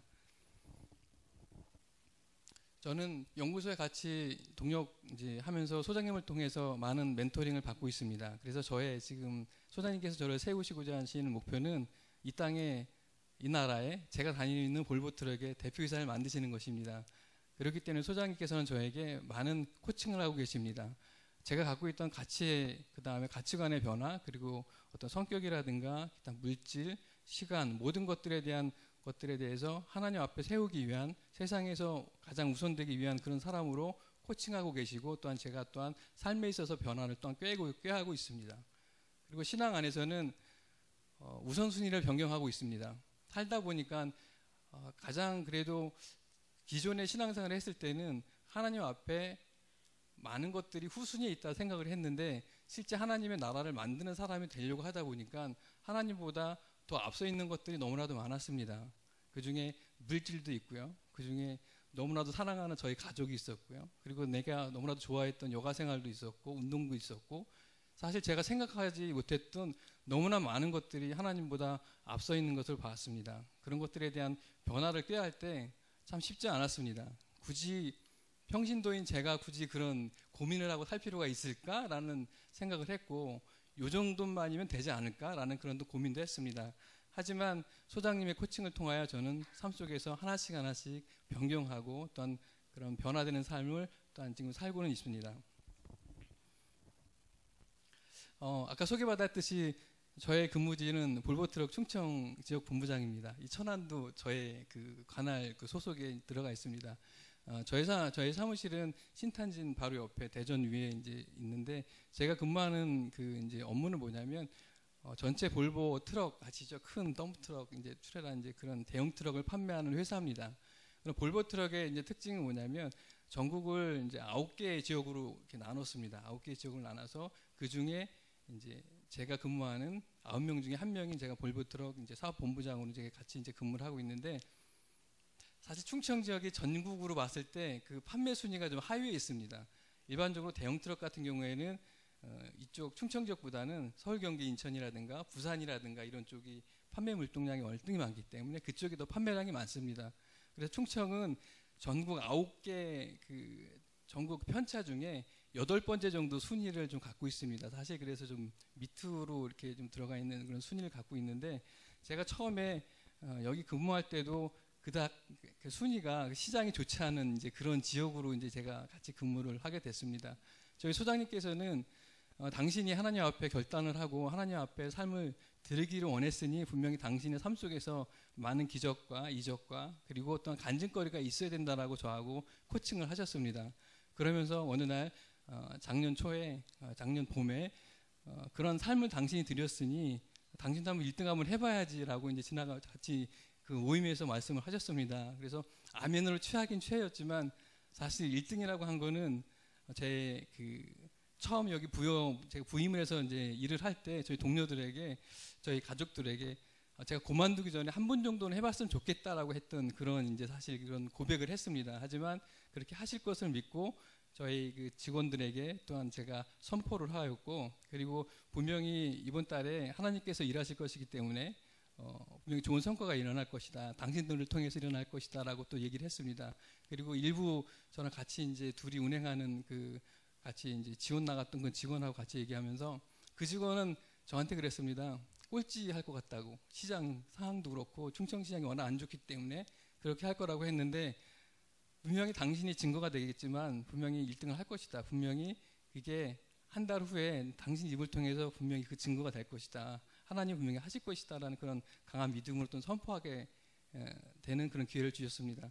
실제로 그렇게 선포하고 저희 기도했습니다. 저희 동역자들 굉장히 열심히 기도하십니다. 이 시간에도 저희 동역자들은 각각 처소에서 예배를 위해서 모두 기도하고 계십니다. 그런 기도의 동역자들이 또한 있었고, 그래갖고 이제 그런 시간이 흘러감에 따라서 그 시장이 타 지역 같은 경우는 대수가 점점점 줄어갔는데 저희 같은 경우는 점점점 늘어가는 그런 기현상이 이제 벌어졌습니다. 그래서 월말에는 최종 이제 판매 결과를 딱 보니까 저희가 34대로 1등을 했습니다. 주변에서요 다 기적이라고 그랬습니다. 다 기적이라 그랬고요. 그리고 저희 직장 동료들도 기적이라 그랬고, 당신들이 그리고 제가 같이 섬기는 동역자들이 기도의 그런 능력, 기도의 어떤 답이었다라고 말씀을 하셨고, 그리고 또한 이제 요즘에는 이제 그 이후에는 변화된 게 뭐냐면은 저하고 이제 대화하거나 할 때 요즘에 기도 많이 하고 계시냐고 이제 그런 얘기를 합니다. 주변에서는 불가능한 거를 하게 된 거에 대해서 모두 다 축하를 했고, 정말 그게 기적이라는 그런 또한 말씀을 저에게 축하를 해줬습니다. 그래서 그 달 저희가 이제 1등을 하거나 이제 하게 되면은 그 달에 인센티브가 걸린 그 달이었는데, 그 당시에는 이제 1,000만 원이 걸렸습니다. 그래서 그 다음 달은 2등을 했습니다. 꼴찌에서 한 번은 1등 하고요. 그 다음 달은 2등을 했습니다. 그래서 먼저 달 받은 1,000만 원과 두 번째 이제 받은 인센티브 500만 원 성경금을 드려졌습니다. 이렇게 저희 삶 속에서 주님께서는 일하고 계십니다. 그리고 또 소장님께서는 지난해 말에 모든 것을 하나님 앞에 맡기면서 선 11조에 대한 말씀을 하셨습니다. 사실 11조가 이렇게 쉬운지 몰랐습니다. 11조가 선 11조를 생각하다 보니까 고민되는 게 너무나도 많았습니다. 시장 경기가 저 같은 경우에는 이제 고정 월급이 아니라 시장의 이제 판매에 따라서 제가 수입을 하는 거기 때문에 사실 재작년이 가장 좋았고요. 작년이 좀 좋았고, 작년이 조금 덜 좋았고, 올해는 더 안 좋습니다. 사실 경기가 지금 하강 국면이라서 굉장히 안 좋았는데 선 11조를 말씀하셔서 고민이 사실 많이 됐습니다. 그래서 그리고 또 저희 자녀는 지금 2명입니다. 2명인데 저의 계획이 아닌 소장님의 계획으로 첫 아이는 지금 LA에서 공부를 하고 있고요. 둘째는 캐나다에서 지금 공부를 하고 있습니다. 제가 보낸 게 아니라 소장님이 작년에 보내셨습니다. 아이들은 큰 물에서 크게 키워서 하나님 앞에 크게 써져야 된다라는 그런 목표를 갖고 보내라고 하셔서 그냥 보냈습니다. 근데 어떻게 관리하실 것인지는 뭐 하나님만이 아실 것입니다. 그런 그 자녀에 대한 그런 교육비에 대한 문제까지도 생기면서 이 선 11조가 쉽지 않겠다라는 생각을 사실 많이 했고 굉장히 많이 고민을 했습니다. 그런 와중 중에 마태복음 6장 33절 말씀에 너희는 먼저 그 나라와 그의 의를 구하라 그리하면 모든 것을 더하시리라는 말씀을 믿고 마음에 이제 하나님 앞에 드리겠습니다라는 말씀을 하고 이제 제가 결심을 하고 기존에 제가 평균 받는 급여의 2배를 드리는 걸로 결심을 했습니다. 그리고 이제 헌금 생활을 시작했습니다. 바로 그 다음 달 또 기적과 같은 일이 일어났습니다.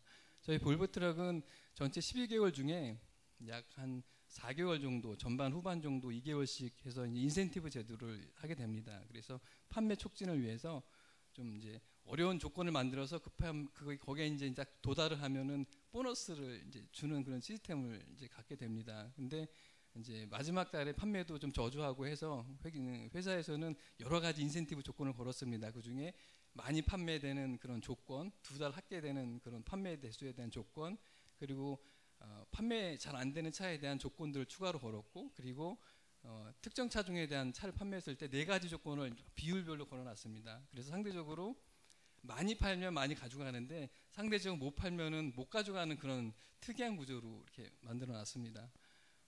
제가 그 선 11조에 대한 그런 결심을 하고 난 이후에 분명히 주님께서는 그 결과에 대한 부분을 분명히 보여주실 거라고 또한 소장님께서 말씀하셨고, 사실 크게 기대는 하진 않았지만 그런 회사에서 인센티브 제도 하에 저희가 판매를 시작을 했는데 저희가 그 월말이 되면서 하나씩 한 대씩 추가가 되면서 점점점 판매 대수가 늘어나는 것이었습니다. 그래서 마지막 달에 38대로 판매 또한 전국 판매 순위에서 비율로 1등을 했습니다. 그래서 그때 받았던 그 보너스하고 급여가 합쳐서 제가 평소 받았던 급여의 6배를 받았습니다. 궁금하시죠? 6배가 얼마 정도 되는지. 제가 평소 받는 급여가 이제 한 1,000만 원 정도 받고 있습니다. 근데 그달 제가 받는 돈은 6천만 원이 넘었습니다. 그래서 고맙습니다. 그래서 그 직원들이 그거를 만든 직원들이 저를 보고 기적이라 그랬습니다. 대박을 쳤다 그랬습니다. 아주 사람들이 많이 놀랐습니다.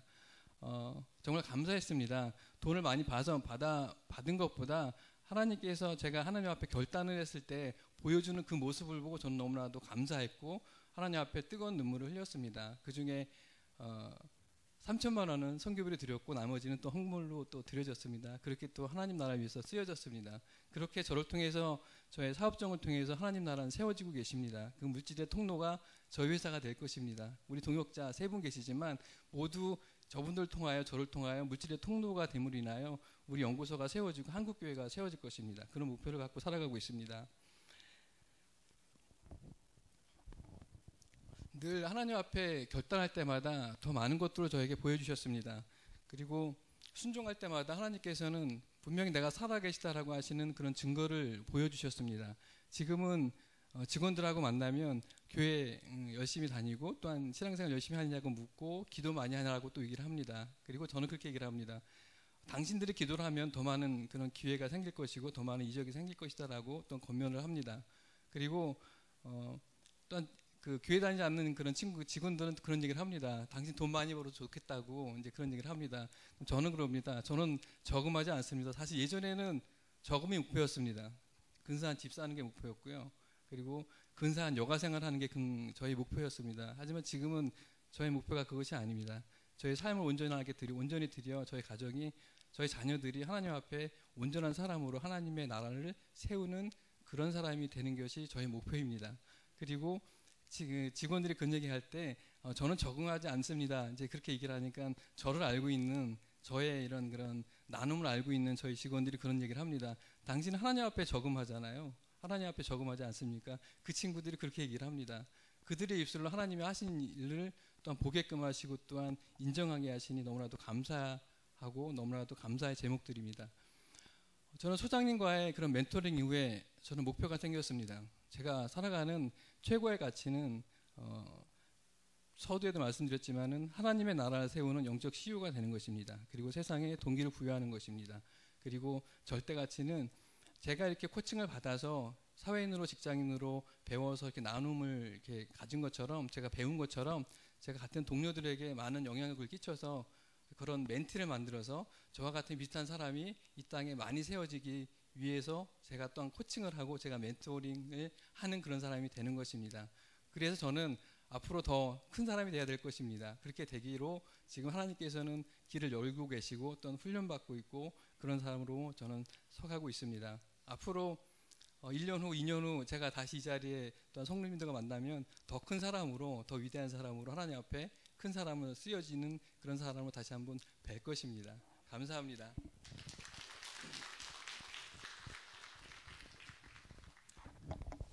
네, 삶의 흔적들입니다. 열심히 살아졌다는 게 아니고 우선순위를 바꾸고 삶의 가치를 바꾸니 하나님께서 역사하신 것을 보고 우리 이제 지금 송이사께서 사건만 좀 나열을 했는데 저희들은 감격 자체였거든요. 꼴찌가 1등이 된 거니까 그것도 한 번이 아니고 두 번이고 세 번을 연거푸어서 이렇게 보여주신 흔적들이었습니다. 예, 저희 꿈이 있습니다. 저분이 세상에 꼭 필요한 하나님의 사람들이 세워져서 많은 사람들이 영향력을 줬으면 좋겠다. 아마 거기에 전체 지역을 다 보니까 한 100여 명 이상 되는 전체 직원들 앞에 아마 우뚝 영향력을 주는 사람이 되어져 있으니까 앞으로 더 하나님께서 잘 키워나가지 않을까 이렇게 확신합니다. 이렇게 되는 데는 7번째 우리가 해야 될 게 있습니다. 자기 관리를 철저히 하는 것입니다. 지금도 우리 그 송이사께서 쭉 이렇게 막 설명을 많이 했는데 이 자기 경영은 뭐냐면 시간을 경영하고 지식을 경영하고 체력을 경영하고 영성을 경영하고 목표를 경영하고 사역을 경영하고 감정을 경영하고 이런 것들이거든요. 우리 이제 제가 CEO를 만들기 위해서 계속 지금 코칭하고 있습니다. 이제 언어도 공부해라. 그래서 지금은 이제 학원 등록해서 지금 우리 이렇게 동안인데 나이가 40대 후반입니다. 후반인데 공부하러 가니까 학원에 갔더니 자기가 나이가 제일 많더래.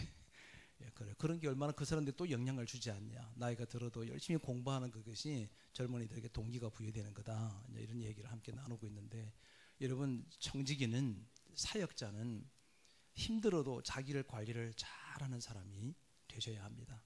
아무렇게나 살지 마시고 정말 정돈되고 규모 있게끔 믿음과 모든 삶을 규모 있게끔 살아가면 반드시 저와 여러분을 통해 이 땅은 하나님 나라가 되어져 갈 것을 확신합니다. 8번째는 고난을 즐기는 자입니다. 뭘 즐겨요? 고난을 즐기는 거죠.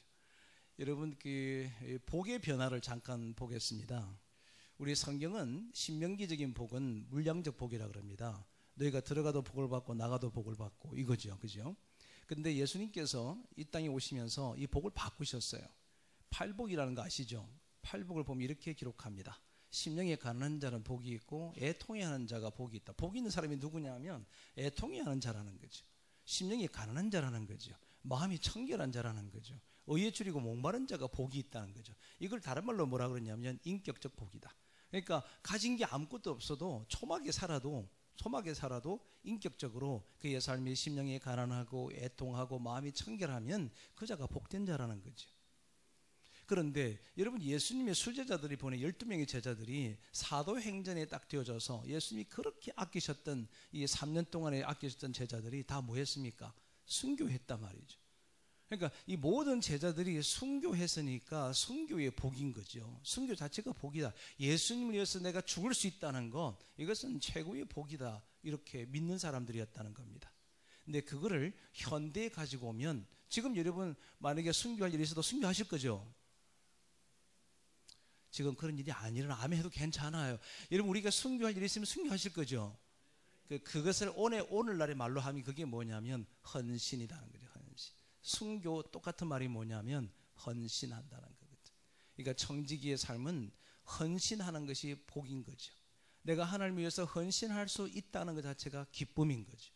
헌신할 수 있다는 것, 나를 드릴 수 있다는 것, 이 자체가 기쁨이고 축복이다. 이것을 고백하는 사람이 진짜 크리스찬이다. 정상적인 그리스도의 사역자는 자신을 위하여 하늘 보좌를 버리시고 자기를 비워 종의 형체를 띠셨던 것과 똑같은 마음을 가지고 나를 비우고 나를 들여서 하나님 앞에 헌신하는 사람들이 진정한 복된 자라는 것을 우리가 믿고 가자는 거죠. 그렇게 살아가는 우리 청지기들이 되시기를 바랍니다. 9번, 저희 비전은 저희 연구소 비전이에요. 이런 건데 제일 마지막에 보면 이렇게 기록되어 있습니다. 하나님의 사람을 세워 세상을 변화시킨다. 여러분, 저의 관심은 연구소를 막 키우는 것이 있지 않습니다. 저는 하나님의 사람들이 세워져서 세상을 변화시켜 달라는 거죠. 우리 조금 전에 간증했던 우리 집사님이 신학대학을 가겠다는 거예요. 그분의 형이 목사님이세요. 그 목사님 만나서 그랬어요. 당신 동생을 진짜 사랑하냐? 사랑하신대. 그러냐고. 나는 이렇게 생각한다. 목사는 세상 못 바꾼다. 나는 저 친구가 세상을 바꿀 수 있는 사람이 됐으면 좋겠다. 우리 신학교를 보내지 말자. 대전 가려고 다 준비 다 한 거죠. 대전 내려가려고. 그래 못 가게 막아버린 거지. 너 세상의 CEO가 돼서 당신을 통해서 하나님의 영광이 드러나게 했으면 좋겠다. 나는 볼보 트럭에 갈 일도 없고 가지도 못한다. 그 사람을 뒤집을 수 있는 사람은 바로 당신이니까 당신이 준비된 사람이 되어서 그 사람들을 뒤집어 다오. 이렇게 부탁을 드린 거지. 그래서 그 가려고 하는 것을 접고 이제 훈련을 받고 있는 중인데 아름답게 세워져 가고 있습니다. 여러분, 세상을 바꿔주십시오. 세상을 바꿔주십시오.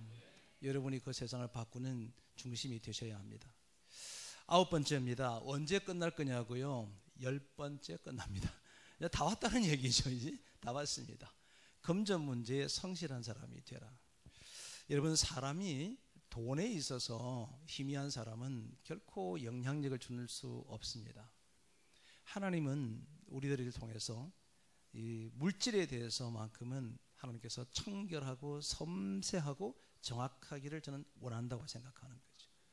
어떤 사람이든지 그 사람의 가치를 알려면 물질과 돈과 시간을 어떻게 쓰는가를 보면 그 사람의 가치를 아는 거예요. 여러분이 물질을 갖고 있습니다. 그 물질을 어디에 쓰는가를 보면 여러분의 가치가 정해져 있는 거예요. 여러분이 많은 물질을 자식에게 쏟으면 여러분의 지금 최고의 가치는 자식에게 있는 거예요. 여러분의 가치를 자기 자신을 꾸미는 데 쓰고 있으면 여러분은 하나님보다도 여러분 자신이 우선순위에 있다는 얘기예요. 그러니까 돈을 어디다 쓰느냐, 내가 갖고 있는 시간을 어디다 쓰느냐는 그 사람의 가치관을 결정한다. 그 사람이 어떤 사람이냐를 보면 그 사람의 돈을 어디다 쓰고 어떻게 시간을 쓰느냐를 보면 그 사람이 어떤 사람인지 보인다는 거예요. 이쯤에 우리 세 번째 동력자를 좀 소개하겠습니다. 이분은 저희 연구소의 운영위원장으로, 나이는 40대 초입니다. 운영위원장으로 함께 동력하고 있고 현재 치과 의사입니다. 이분의 이야기를 잠시 나누도록 하겠습니다. 좀 격려해 주시면 좋겠습니다.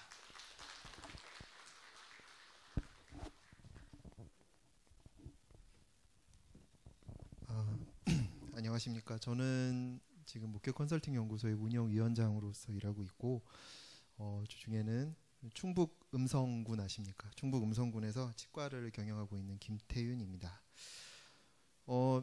저는 지금 방금 말씀드린 것처럼 병원은 이제 충북 음성에 있습니다. 그래서 주중에는 주로 그 병원 옆에 이제 원룸에 있고 저희 집은 이제 연구소 근처로 이사를 했기 때문에 집은 이제 분당 쪽에 있습니다. 연구소랑 이제 병원이 좀 거리가 있는데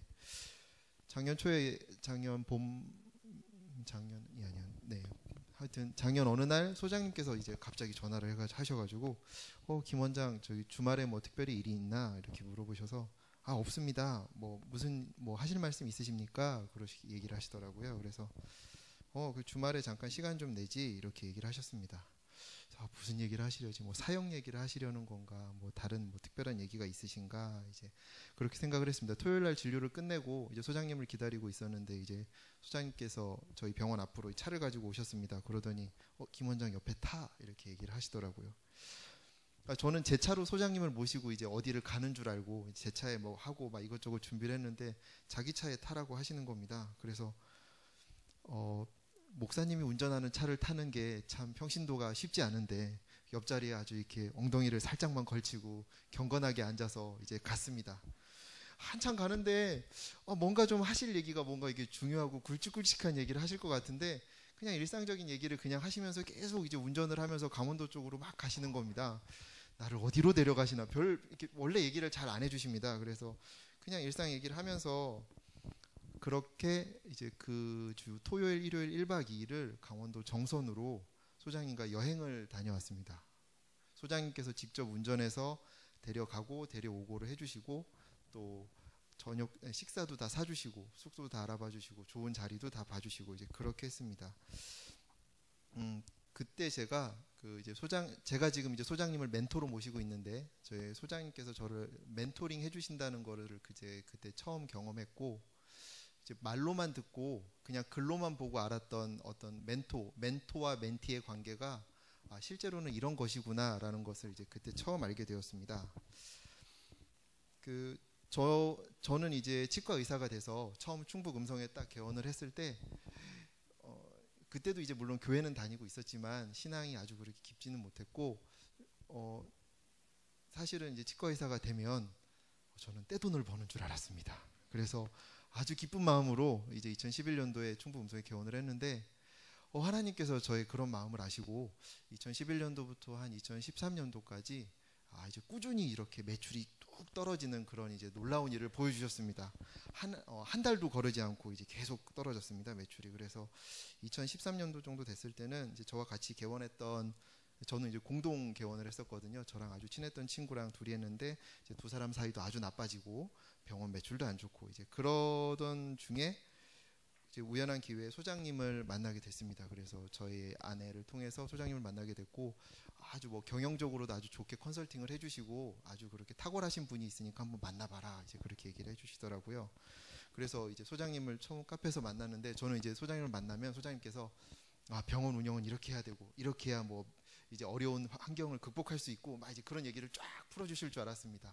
그래서 이제 귀를 번쩍 이렇게 세워가지고 딱 만났는데 그때 저에게 하셨던 말씀이 왜 병원을 운영하냐를 물어보시더라고요. 왜 치과 의사가 되셨어요? 왜 병원을 운영하세요? 그걸 물어보시는 겁니다. 원래는 이제 제가 그때 교회도 다니고 있고 했으니까 이제 하나님을 믿는 크리스찬인데 제가 돈도 많이 벌어서 어려운 사람도 돕고 그래야죠라고 말을 해야 되지만 제 마음속 깊은 곳에 그런 마음이 없고 그냥 저 혼자 잘 먹고 잘 살려는 마음이 굉장히 컸었기 때문에 그런 대답을 할 수가 없었습니다. 그래서 소장님께서 저에게 이제 많은 것을 멘토링을 통해서 알려주셨는데 그 첫 번째 수단이셨던 게 저에게 계속 끊임없이 이제 저에게 질문을 항상 하셨습니다. 제가 무언가를 할 때마다 왜 그렇게 하려고 하는 건지 거기에 어떠한 의미가 있는지 그거를 물어보셨습니다. 그래서 굉장히 어려운 그때 소장님을 만났을 때 소장님께서는 저에게 어떻게 하면 떼돈을 벌 수 있는지 하나도 안 알려주시고 왜 치과 의사가 되는지 그래서 이제 제가 그때 이제 힘들게 대답을 했던 거는 하나님의 병원을 하고 싶습니다. 이제 그런 얘기를 했더니 그럼 하나님의 병원은 어떻게 운영하는 게 하나님의 병원인지 다시 또 이제 물어보시는 겁니다. 근데 그냥 추상적으로만 생각을 했지 뭐 그냥 원장이 크리스찬이면 하나님의 병원 아닐까요? 막 이제 그런 답밖에 떠오르지 않았었습니다. 근데 그때부터 지금까지 소장님께서 매주 저를 만나서 신앙 이제 성경 공부도 하지만 다른 여러 가지 것들을 알려주시면서 계속 매주 멘토링을 해서 저를 이제 지금의 모습으로 이제 조금씩 바꾸어 주셨습니다. 제가 그렇게 그 여러 가지 것들을 소장님께 멘토링을 받으면서 저의 삶이 변화되기 시작했고, 어떠한 일을 하던 어떠한 환경에 처해 있던 그것이 어떠한 의미를 갖는 건지 또 소장님께서 많이 알려주시게 되셨습니다. 제가 이제 최근에 소장님을 모시고 건강검진을 같이 이제 다녀왔는데요. 이제 수면 내시경을 해가지고 제가 정신이 좀 수면 내시경을 하면 딱 깨고 나면 약간 정신이 좀 알딸딸하지 않습니까? 그래서 소장님은 번쩍하고 정신이 드셨는데 저는 수면 내시경하고는 정신을 잘 못 차려서 멍하게 있는데 그 저 멍한 저를 데리고 이제 김 원장 나 또 어디로 가지 그러고 저를 또 데려가십니다. 또 데려가셔서 이제 그 제가 평소에 사실은 이제 꿈만 꾸고 사고 싶었던 이제 차가 있었는데 뭐 그 워낙 좀 고가의 차이기도 하지만 제가 뭐 차를 사는데 돈을 쓰거나 그럴 생각은 없었고 이제 그럴 마음이 없었기 때문에 그냥 이제 생각만 하고 있었던 곳이 있는데 소장님이 저를 이제 자동차 매장에 데려가신 겁니다. 데려가셔가지고 뭐 여기 김 원장이 평소에 원하던 차가 있지 않냐. 그래서 그 차를 보고 전 멍하니까 예, 그 차 저희가 좋아하는 차입니다. 그래 알았어. 그러고 제가 그날 차를 계약을 했습니다. 그러니까 이게 웬일인가 싶은데 이제 소장님께서 나중에 이제 그러니까 이제 그 사건이 저에게 의미가 있는 것은 소장님께서 나중에 이제 저에게 저희 병원이 이제 하나님의 은혜로 이제 점점 이제 좋은 매출을 만들어서 아주 큰 매출을 이루게 되었는데 그것에 대해서 자기가 자기에게 스스로 보상을 하는 의미도 있고 또 제가 장거리로 이제 차를 타고 많이 왔다 갔다 하는데 이제 그 전에 타던 차가 원체 고장이 좀 심해서 이제 수리비가 매달 이제 일정 이상 매달 꾸준히 들어가는 이제 그런 차였습니다. 근데 안전 문제도 있었고 또 제가 운영위원장으로서 또 소장님께서 나중에 이제 저에게 비전을 주셨던 그 이제 치과 병원장으로서의 그런 역할에 어울리는 깔끔하고 단정한 모습을 가질 때 그거에 맞는 차도 필요하다고 그런 의미가 있으니까 그런 의미를 가지고 차를 사야 한다는 얘기를 해주셔서 제가 정말 꿈만 꾸던 차를 제가 이제 얼마 전에 또 살 수가 있었습니다. 그래서 이러한 멘토링을 통해서 아까 소장님 강의에도 잠깐 나왔지만 자기를 경영하는 그런 10가지 그런 원리에 대해서도 또 많이 알려주시게 되셨는데요. 그런 멘토링을 통해서 제가 좋은 멘티로 성장해 가고 있을 때 소장님께서는 또 제가 좋은 멘티가 되는 것은 또 다른 제가 멘토가 돼서 또 다른 좋은 멘티를 또 함께 하는 것이라고 얘기를 해주셔서 제가 작년부터 이제 남자 윤수일이라는 이제 남자 집사님 한 분과 또 이제 새롭게 멘토링을 하기 시작했습니다. 그래서 이 교회도 또 언제 기회가 되면 소개시켜드렸으면 좋겠는데 그분이 아주 키도 크고 체격도 건장하신 그 특전사 출신의 남자 집사님이십니다. 신앙은 좀 있으셨지만 좀 기회가 잘 되지 않아서 교회는 잘 나가지 못하고 계셨던 분인데 그분과 기회가 돼서 1대1로 멘토링을 하면서 성경 공부를 시작했습니다. 처음에는 그분하고 이제 1대1로 성경 공부를 하는데 좀 이제 무섭기도 했습니다. 이렇게 막 인상도 좀 그러시고 이렇게 체격도 크시고 그러니까 제가 좀 왜소하지 않습니까? 그래서 이분이 또 한성격도 이제 좀 성격도 좀 그러셨던 분인데 그런 분이 이제 하나님의 말씀이 들어가고 소장님을 통해서 이제 그분을 계속 이제 멘토링을 하게 되고 같이 기도하고 성경 공부를 하면서 하나님의 사람으로 막 변화가 되어 가는 겁니다.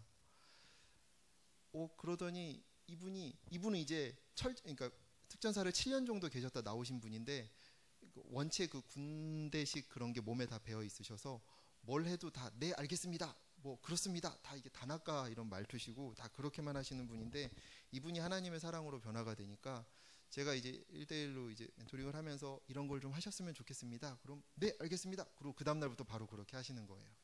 또 그 다음 주에 또 성경 공부하면서 이런 걸 좀 하셨으면 좋겠습니다.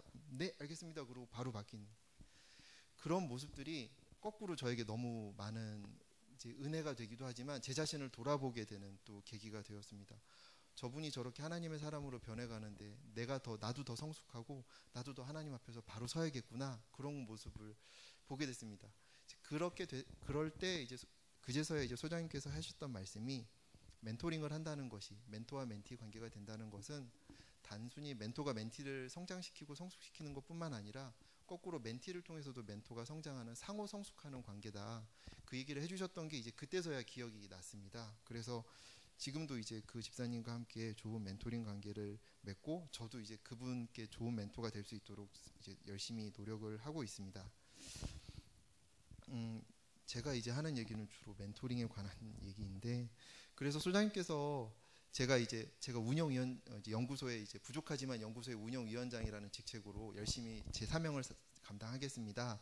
연구소가 200개 지연구소를 만들 건데 그 연구소를 운영하는데 제가 열심히 최선을 다하겠습니다라고 이제 했을 때, 소장님께서는 아까 강의에서도 나왔지만 사역으로서 그런 동역하면서 그런 역할도 해야 되지만, 제가 치과 의사니까 제가 사회에서도 최고의 치과 의사가 되는 게 중요하다, 또 그렇게 얘기를 해주셨습니다. 그래서 제가 생각보다 공부하는 걸 굉장히 싫어하는데 소장님께서 또 그걸 굉장히 잘 캐치를 하시고, 공부를 열심히 해야 좋은 치과 의사가 될 수 있다고 이제 그렇게 얘기를 해주셨습니다. 그래서 저는 이제 연세대학교를 나왔는데 작년에는 이제 서울대에서 공부를 했고, 이제 올해는 이제 고려대학교 대학원에 입학을 해서 지금 이제 새롭게 또 공부를 시작하고 있습니다. 그래서 제가 생긴 건 이래봬도 서울대 연대 고대로 휩쓸고 다닌 그런 사람입니다. 그리고 또 제가 이제 공부를 혹여라도 하다가 실족할까봐 소장님께서 저희 대학원 첫 학기 등록금을 그냥 다 내주셨습니다. 그래서 제가 이제 지금 빼도 박도 못하고 열심히 대학원을 나가서 이제 수업을 잘 듣고 있습니다. 그러니까 제가 사회적으로도 선한 영향력을 끼치고, 또 하나님께서 맡겨주신 사역도 소장님과 같이 동역을 하고, 이제 그렇게 될 수 있도록 소장님께서는 매주 또 매순간 또 전화하시고 만나주시고 찾아주시고 하면서 멘토링을 해주고 계십니다. 시간이 많이 드네요. 사실은 제가 지지난주에 좀 몸이 좀 많이 안 좋았습니다. 제가 태어나서 처음 안 해보던 운동도 했고, 그 전에 이제 몸살 감기가 심해서 그러니까 제가 나이가 젊은데도 불구하고 한 2주 동안 끙끙 앓았는데 이렇게 오래 아파본 적이 제가 한 번도 없었거든요. 그래서 뭐 웬만한 병을 한꺼번에 2주 동안 다 달고 있습니다. 뭐 오한에, 설사에, 복통에, 감기에, 뭐 그렇게 2주 동안 꾸준히 앓고 너무 아파가지고 지난 주말쯤에는 정말, 그러면서도 계속 병원 일은 해야 되고 뭐 야간 진료도 있고 또 뭐 다른 일들도 감당하고 하니까 너무 몸이 힘들었는데, 주말에 소장님께서 또 이제 강원도 삼척 쪽에 또 사역이 있으셨습니다. 그래서 사실은 개인적으로 마음이 주말에 내가 토요일 일요일만 쉬면 몸이 다 나을 것 같은데 여기를 내가 꼭 따라가야 할까라는 생각이 잠깐 들었었습니다. 근데 그때 저의 마음속에 떠오른 것이, 제가 소장님을 멘토로 모시고 있고 제가 하나님의 일을 하겠다고, 하나님의 사명을 감당하겠다고 그렇게 살기로 결심을 했는데, 제가 그 순간 그 소장님과 함께 하지 않으면 제가 하나님과 함께 하지 않는 거라는 생각이 저의 마음속에 너무 갑자기 들었습니다. 그런 생각이 들면서 내가 멘티이기도 하고 또 나의 연구소의 소장님이시기도 한데, 내가 이분을 평생 쫓아다닐 건데 내 몸이 조금 아프고 불편하다고 그걸 핑계로 그걸 따라가지 않으려는 제 자신의 모습에서 너무 부끄럽기도 했고, 꼭 그런 것이 사단이 역사를 해서 내가 그 연구소의 사역을 이렇게 흔든다는 생각이 들어서 정말 이를 악물고 기쁜 마음으로 주말을 같이 사역을 잘 다녀왔습니다. 근데 그렇게 갔다 오고 나서 몸이 정말 깨끗하게 잘 나았거든요. 그래서 갔다 오길 잘했다는 이제 그런 생각이 들었습니다. 앞으로도 저는 소장님을 멘토로 모시고 저희 연구소 사역들을 잘 감당해 가려고 합니다. 그래서 또 소장님께서 알려주신 것처럼 저희 비전과 사명을 가지고 제가 연구소의 운영위원장으로서 역할을 잘 감당해 갈 거고, 또 크리스찬, 또 그런 하나님의 병원을, 진정 하나님의 병원을 만들어가는, 그래서 지금은 치과 의원이지만 제가 지금 치과 종합병원을 만들기 위해서 지금 2번째 병원도 준비하고 있고, 그 소장님의 코칭으로 2번째 병원도 잘 준비해가고 직원들도 함께 그렇게 교육하고 큐티하고 그렇게 성장해가고 있습니다. 그래서 또 사회에 선한 영향력을 끼치는 최고의 치과 의사로 그런 연구소의 운영위원장으로 앞으로도 그렇게 살겠습니다. 감사합니다.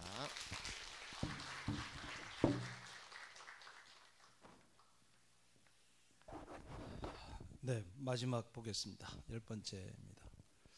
진리에 충실한 사람이 되자는 것입니다. 우리 김 원장은 제가 처음 만났을 때 30대 후반이더라고요. 잘 살고 싶다 하는데 잘 못 살고 있더라고요. 왜 잘 못 사는가 뭐 이유를 안 물었습니다. 하나 물었습니다.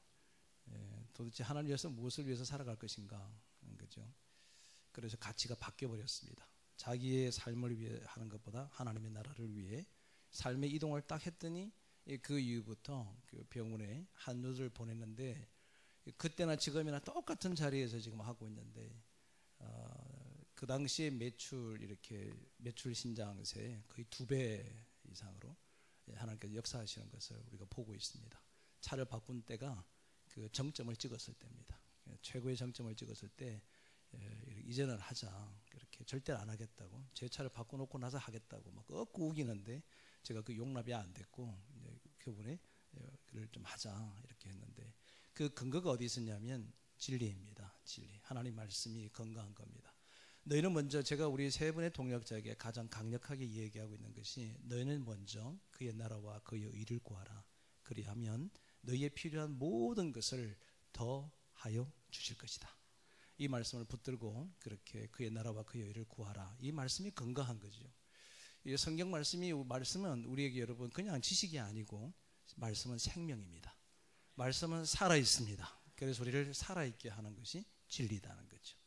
제 이야기 간증 하나 하고 마무리하겠습니다. 제가 전도사가 되었을 때 제가 평신도 집사로 있다가 그 교회 전도사가 되었습니다. 그때 이제 저희 목사님이 저를 그때 김장한 목사님께서 저희 담임 목사님이셨는데 제가 신학대학교를 이제 어떻게 해서 갔습니다. 합격을 했다는 것을 들으시고 저를 밤에 부르셨습니다. 12월 31일 날 송구영신 예배 드리기 전에 저녁을 같이 먹자 해서 독대했습니다. 그때 저희 교회가 한 4,000명 출석할 때고 제가 나이가 그때 이제 30살, 31살 요때였습니다. 이제 이분이 식사를 같이 하면서 이제 제가 신학대학원 간 걸 알고는 제게 이러는 거죠. 이제 내일 1월 1일자로 전도사로 임명할 거니까 사역을 대학부를 맡아서 시작하라 그러더라고요. 여러분 제가 이래 봬도 신학대학을 입학하기 전에 도사가 된 사람입니다. 신학대 입학도 하기 전에 이제 합격증만 갖고 이제 전도사 생활을 시작한 거죠. 그러니까 뭐 아무것도 모르죠. 설교가 뭔지 뭐 어떻게 되는 건지 아무것도 모르는 상태에서 그 다음 주에 대학부에 갔습니다. 갔더니 우리 부장 집사님이 설교를 하시는 거예요. 이제 대학부에 전도사님이 안 계셔가지고 부장 집사님이 설교를 하는데 대학부 애들이 한 45명 정도가 모였는데 이분이 설교를 로마서 6장을 하는데 저는 감격이었습니다. 왜냐하면 로마서 6장을 어떻게 저렇게 해석할 수 있을까? 뭐 충격, 제가 몰입이 됐으니까 너무 말씀을 잘 전가하는 거예요. 제가 두려움이 생기더라고요. 내가 다음 주부터는 제가 설교를 해야 되는데 저 부장 집사님 앞에서 설교할 자신이 없는 거예요. 그 일주일 동안요 심각한 고민을 했습니다. 목회를 그만두든지 대학부를 안 맡든지 이 둘 중에 하나죠. 왜냐하면 그 집사님이 워낙에 탁월하게 말씀을 가르치니까 일주일 동안. 그런데 어차피 이제 첫 주에 광고가 나갔단 말이죠. 대학부의 신임 전도사하고 제이름이 들어갔단 말이죠. 그러니까 평상시 안 나오던 대학부 아이들이 그때 그냥 구름대같이 온 거예요. 한 80명 가까이 온 거죠. 딱 왔어. 제가 일주일 동안 설교 준비하고 왔는데 설교하려고 딱 섰는데요. 80명의 우리 대학생 아이들은 한 명도 한 개도 안 보이고요. 딱 한 사람만 보이더라고요. 부장 집사님. 이분만 보이는 거예요. 워낙에 말씀을 탁월하게 가르치니까. 제가 그날 끝나고 나서 그 다음날 주일이거든요. 주일에 10만 원을 헌금했습니다. 10만 원이 뭐냐면 그 당시에 교육 전도사한테 주는 교통비였습니다. 10만 원 감사헌금을 통째로 하고 제목은 거기다 제목을 안 썼어요. 제가 영혼으로만 썼어요. 뭐라 썼냐면 우리 부장 집사님 성진 정건 발령가게 해 주시옵소서 이렇게 쓴 거지. 야, 그냥 발령 가면 안 돼, 그죠? 성진해서 가야지. 성진 전보 발령 받게 해 주십시오. 이렇게 기도 제목을 쓰지는 않고 거기다 심었어. 막 심어놓고 헌금을 하고 이제 믿음으로 이제 기다린 거죠. 야, 응답이 안 되더라고. 한 달이 돼도 소식이 없고 두 달이 돼도 소식이 없고. 그래서 이분은 이제 저는 내비게이터 선교회라고 하는 곳에서 제가 훈련을 받았고, 이분은 이제 그 조이 선교회라고 있었습니다. 거기서 훈련을 받아서 둘이서 이제 뭐 했냐면 대학부를 철저하게 제자 훈련시키는 대학부로 바꾸자. 그래서 둘이서 엄청나게 이제 각본을 막 짜고 있었던 어느 날 6개월쯤 되는 어느 날 저녁에 집으로 저희 사택을 전하고 온 거예요. 집사님 왜 어떤 일이 있었냐고 그랬더니 저 전산이 큰일 났다는 거죠. 왜요? 그랬더니 갑자기 회사에서 뉴욕 지사장으로 발령을 냈다는 거지. 내가 그래서 집사님 안 되는 거 아시죠? 지금 우리 대학부 제자훈련 이거 해야 되잖아요. 이렇게 얘기는 하는데 응답해 주시는 하나님을 이렇게 감격스러울 수가 없는 거예요. 너무너무 감사한 거죠.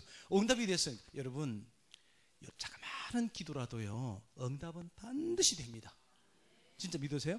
진짜 믿음을 가지셔야 돼요. 진짜 되는 거죠. 그래서 이분이 이제 바로 한 달 안 돼서 뉴욕의 제사장으로 발령을 받아갔습니다. 기술고시 출신인데 아주 훌륭한 분이셨습니다.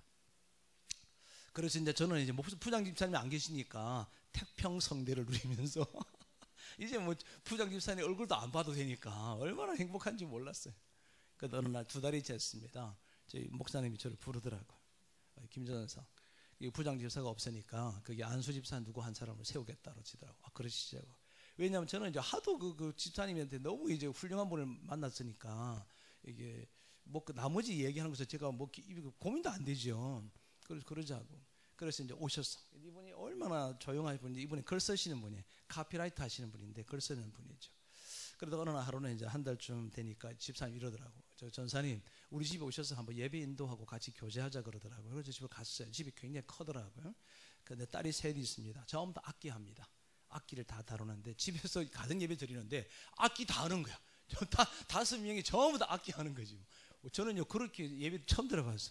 예배를 다 드려서 글 쓰는 분이니까 집사님이 서재가 어디요? 하고는 이제 서재 쪽으로 가려고 건너방인 줄 알고 가니까 거기가 아니고 안방이라 하더라고요.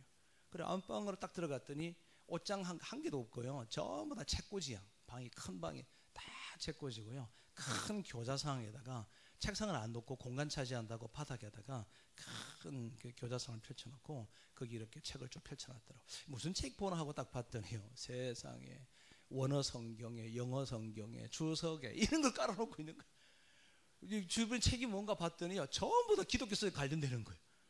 깜짝 놀래가지고 제가 여집사님 불러다가 집사님 도대체 집에 오시면 뭐 하시냐 하니까 집에 오면 샤워하고 가정예배 매일 드린대. 예배 인도하고 나면 서재 들어가서 성경 연구한대. 돌아버리겠더라고. 이야, 하나님 나를 버린 줄 알았어. 세상에 부장 집사님만 해도 나가 막 뒤어 있었는데 이거는 그보다 더한 사람을 붙여놓은 거지.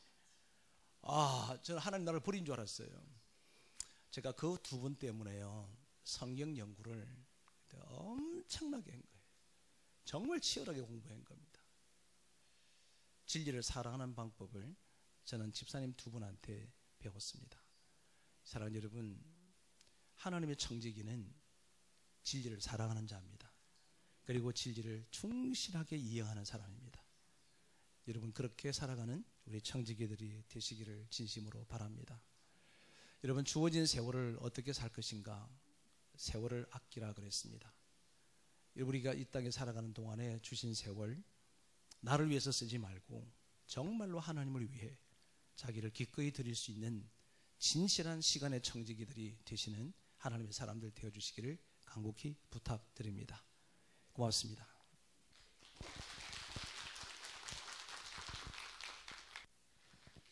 예.